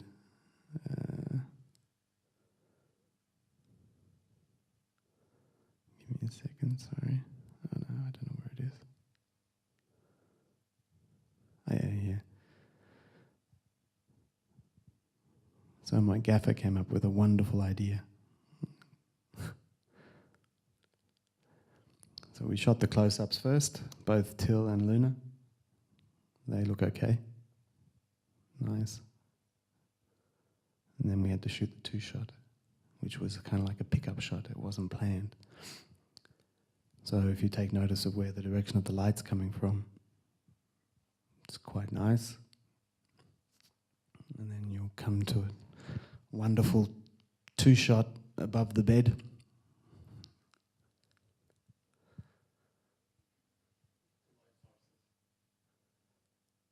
Pardon? Yeah. So this was like a scene that, you know, had 3 minutes of dialogue. So I don't know whether you guys can you tell any difference?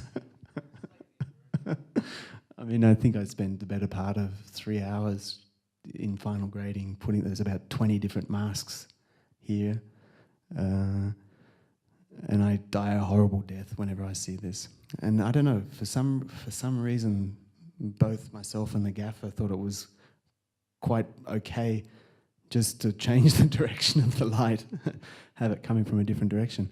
And I never, ever thought that this shot would make it into the film. And unfortunately, it stays here for about 3 minutes on this particular shot. Yeah, so I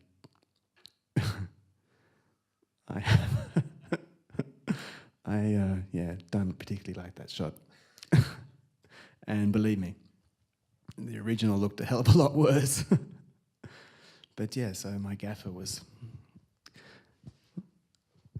I don't know, I think there was a party the night before, and there was a lot of hungover people, and I think this was his payback or something. I don't know. But yeah.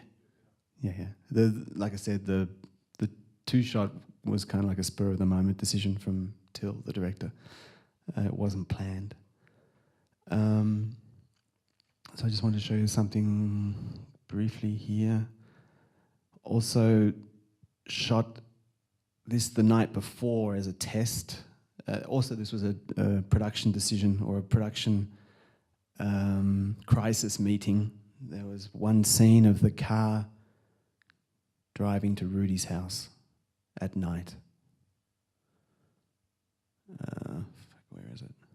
The first time they go there. Okay, they're coming here.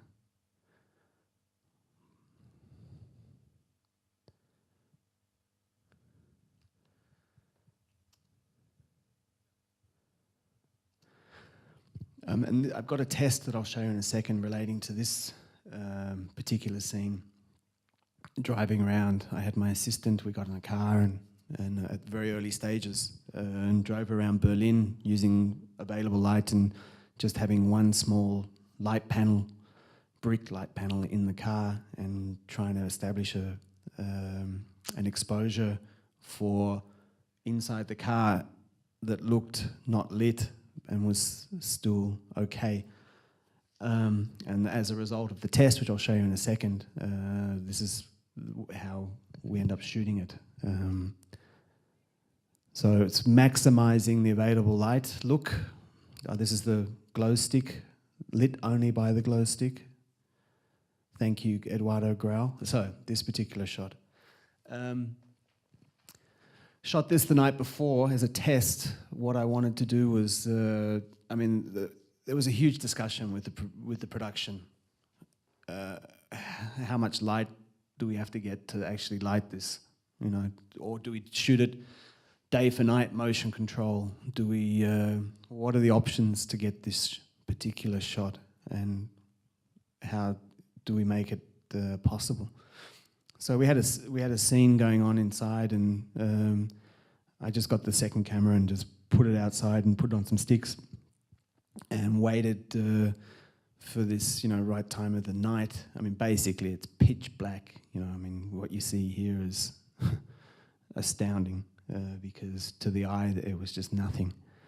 And in actual fact, so I shot it the night before and sent it off to the colorist because we were shooting outside of Berlin. And I said, listen, I shot in 30-minute or 15-minute intervals from, basically half an hour after sunset to basically blackness, not seeing anything. And I just wanted to know from him when's the best time to shoot it. And what I really wanted was obviously to see the headlights and see the play of the headlights and see as much detail as possible. So there's only really a 2 to 5 minute window of the day or of the evening where everything is exactly the right moment to have the ratio of the headlights, and also still see enough of the landscape surrounding.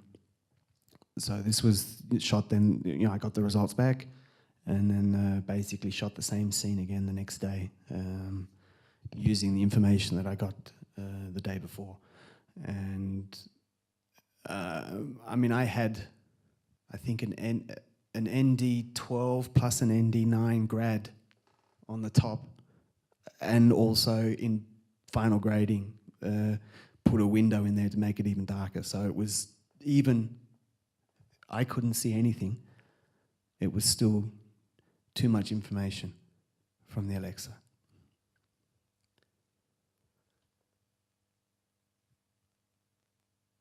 This was just till asked whether I wanted to go and just do a couple of pickup shots on my day off, because we were staying 2 hours outside of Berlin, whether my focus puller would be interested. I said yes, of course, and so the couple of shots turned into about 12 hours, and we ended up shooting about, 3 hours of material, and it became a bit of an odyssey. We started at lunchtime and went until about midnight. But all the shots that we shot, so it's another shot. Just I don't know whether you can see the window over the building there, the tower, because the projector is the contrast is it's a little bit too bright. So because we were grading quite on the limits quite often, there are several occasions where I can see where I've put windows, and that's a good example there. If you make the image a little bit darker, I don't know whether I can do it here.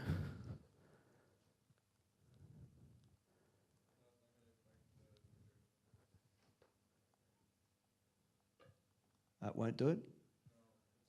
Only, okay, yeah, so, the DCP never looked like that, so that's definitely, and like I said, the grading was at times on the limit, and this is a side effect of grading on the limit. I'll give you another example of complete and utter ridiculous decisions that are made on a film set.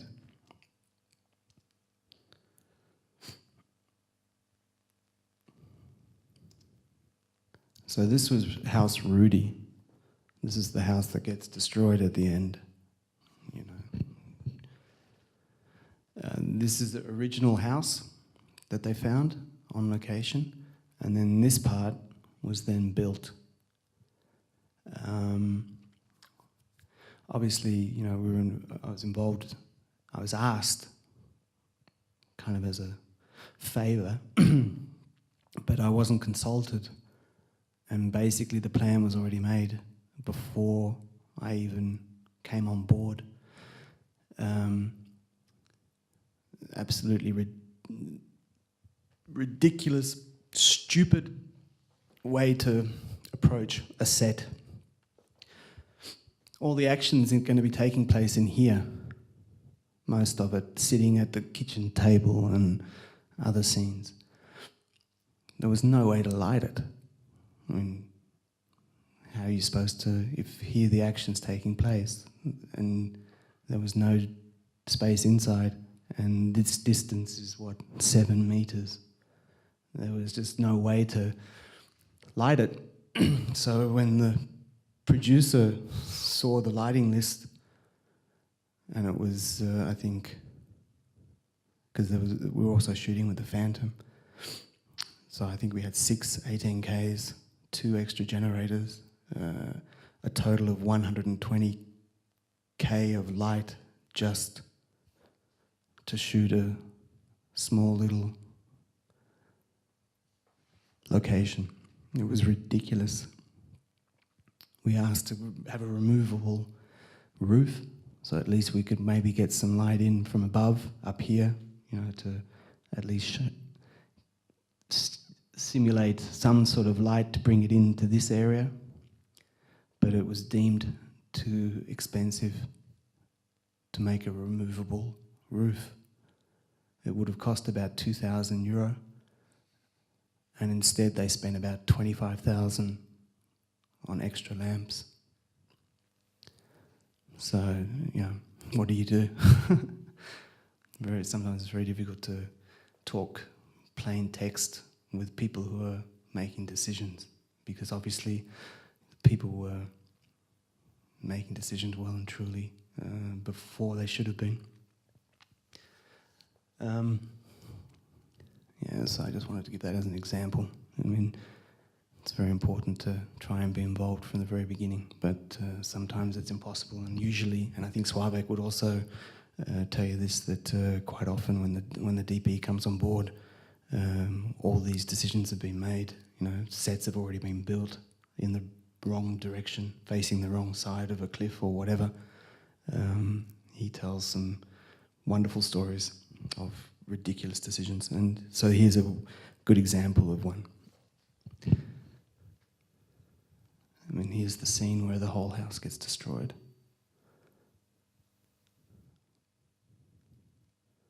My favourite scene again, the bedroom scene. So, Till drives off.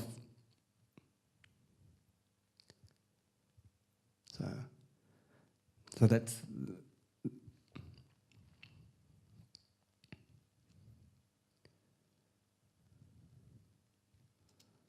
So he's sitting basically behind that wall there at this particular moment.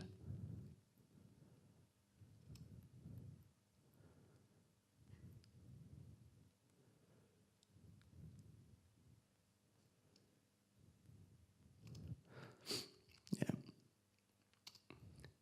Okay, so I'll try and find you this one test. So...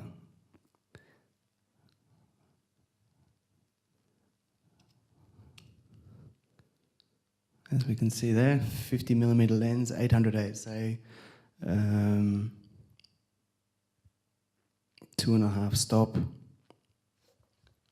12 frames a second. Don't know why I'm doing that, but there must be some method to my madness. Okay, 800, 24, 2.5.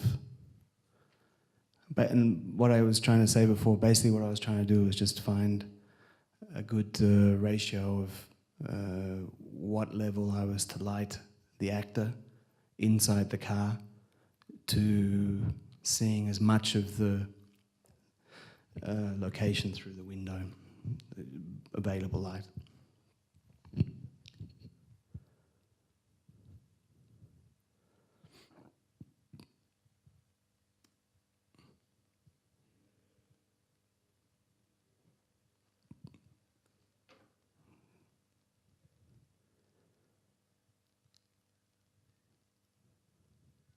So I think I ended up going 3 stops underexposed was the level that I was after, or the level that I found most appealing. So you see it here, my stop is 2.5. You see it there. I'm reading 1.5 from the grey card, and it's still too bright for my liking anyway, for what I was trying to achieve. And I wanted to keep the level at 2.5, the lens, because I wanted to have as much of this, through the window, the lights burning and as bright as possible. So it's not too bad, that one.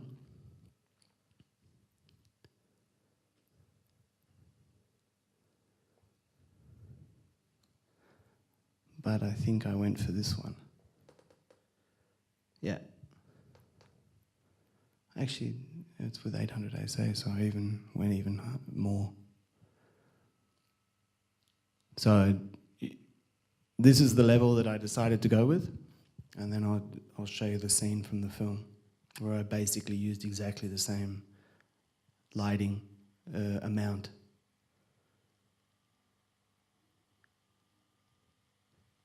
And this is what I was saying before, that, obviously you do have a lot of potential in post-production to do basically what you want.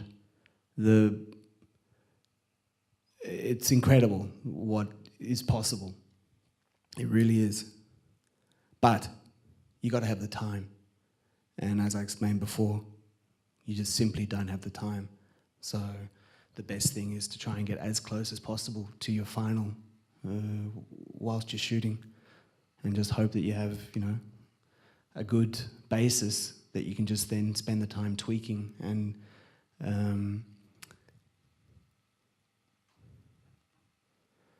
I'll just show you that same scene. This is it here. Again.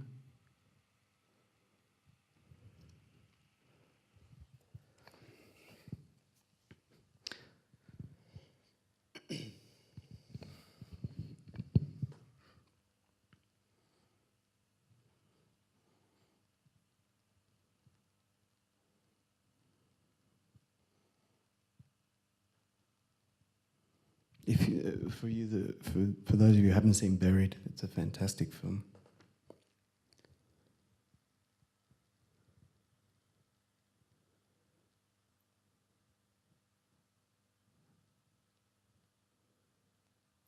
So that's the shot. That's shot on a low loader and just lit with a light panel based at the exposure that I had during the test you were just looking at, measuring the same meter reading as what I had on the test. There's not too much in post. It's basically, it was lit at that level, and there wasn't really too much to do in post-production. One thing to note, we had a scene in the hospital where the shooters come in and shoot up the hospital.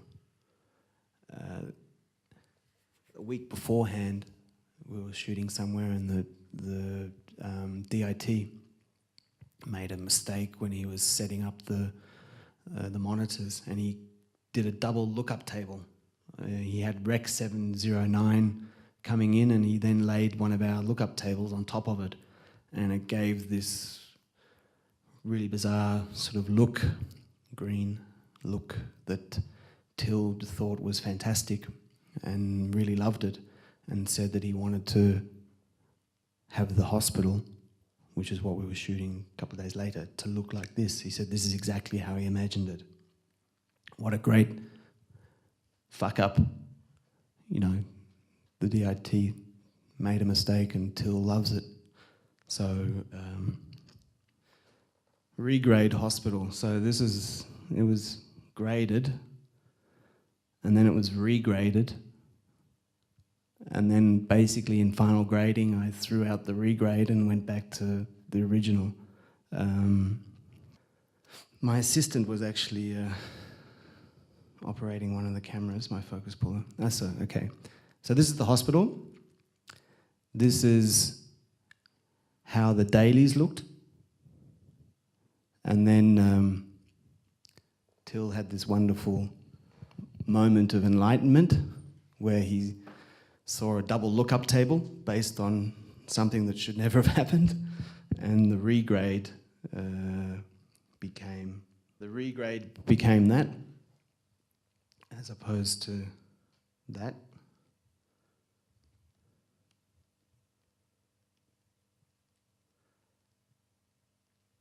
Regrade hospital, okay.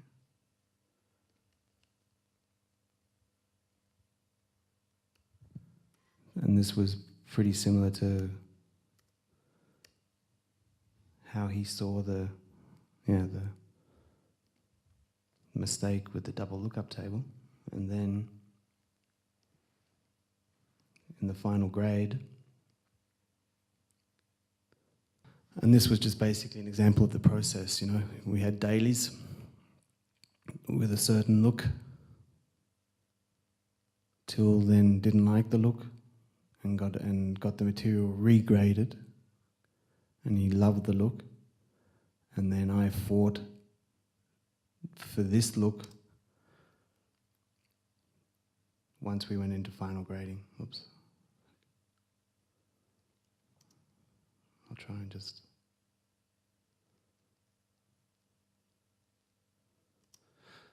So there's that. Actually, it's not, yeah, I mean, the projector is pretty flat, but... so there's the same, that's the dailies. And that's the final result. So that's exactly the underground look with the double lookup table. It stayed pretty similar. I can show it to you. Not as extreme, but quite similar.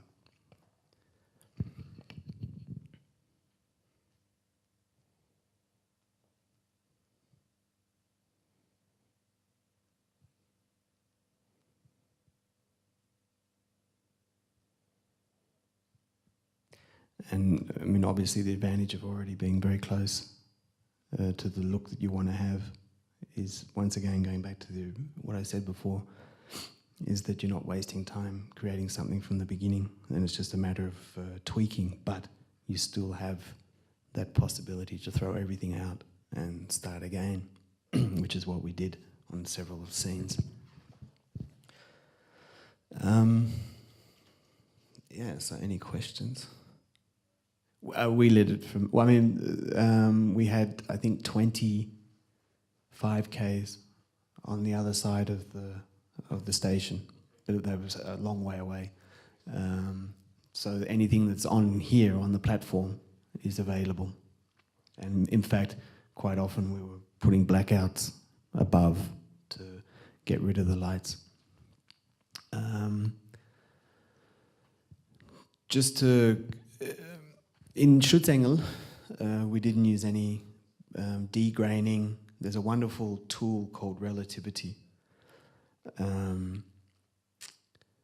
It's usually used to put grain on digital images, but you can also use it to degrain. So if there are any images that look to be a little bit too noisy for whatever reason, there is a wonderful tool that doesn't cost the world, and the results are unfucking believable. We didn't do it on Schutzengel, but on Krakow there were quite a few scenes where Till was very, very dark and then needed to be made lighter. So Till would be on set making himself, or saying darker, darker, darker, even against our protests. And then he would be the first person that would say he wants to be lighter, lighter, lighter in post-production. So a lot of time was spent making travelling masks basically on every shot of Till to lighten his face up. And obviously when you do that, it tends to bring in a bit of noise. So we used about 15 minutes of the film to degrain him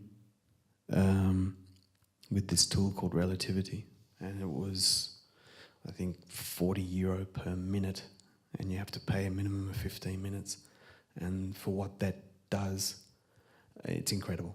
You can basically underexpose something by about 10 stops and have it look grain the size of snowballs.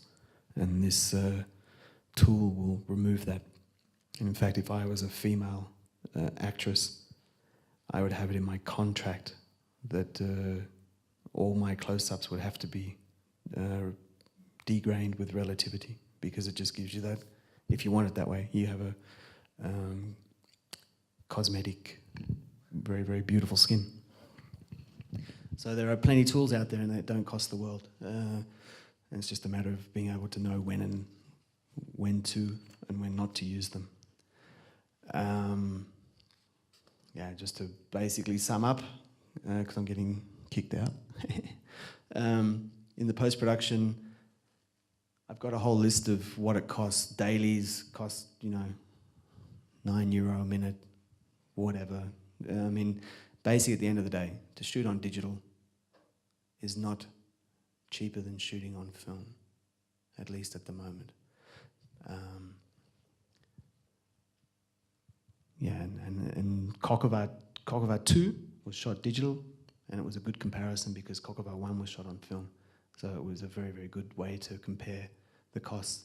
And Krakow 2, I think, was about €20,000 more expensive, having shot on digital. So I think that's probably it. You're more than welcome to come to any stage and ask questions, and I can show you more stuff or whatever. Hope you enjoyed it. Hope it wasn't too boring, and hope you managed to learn something.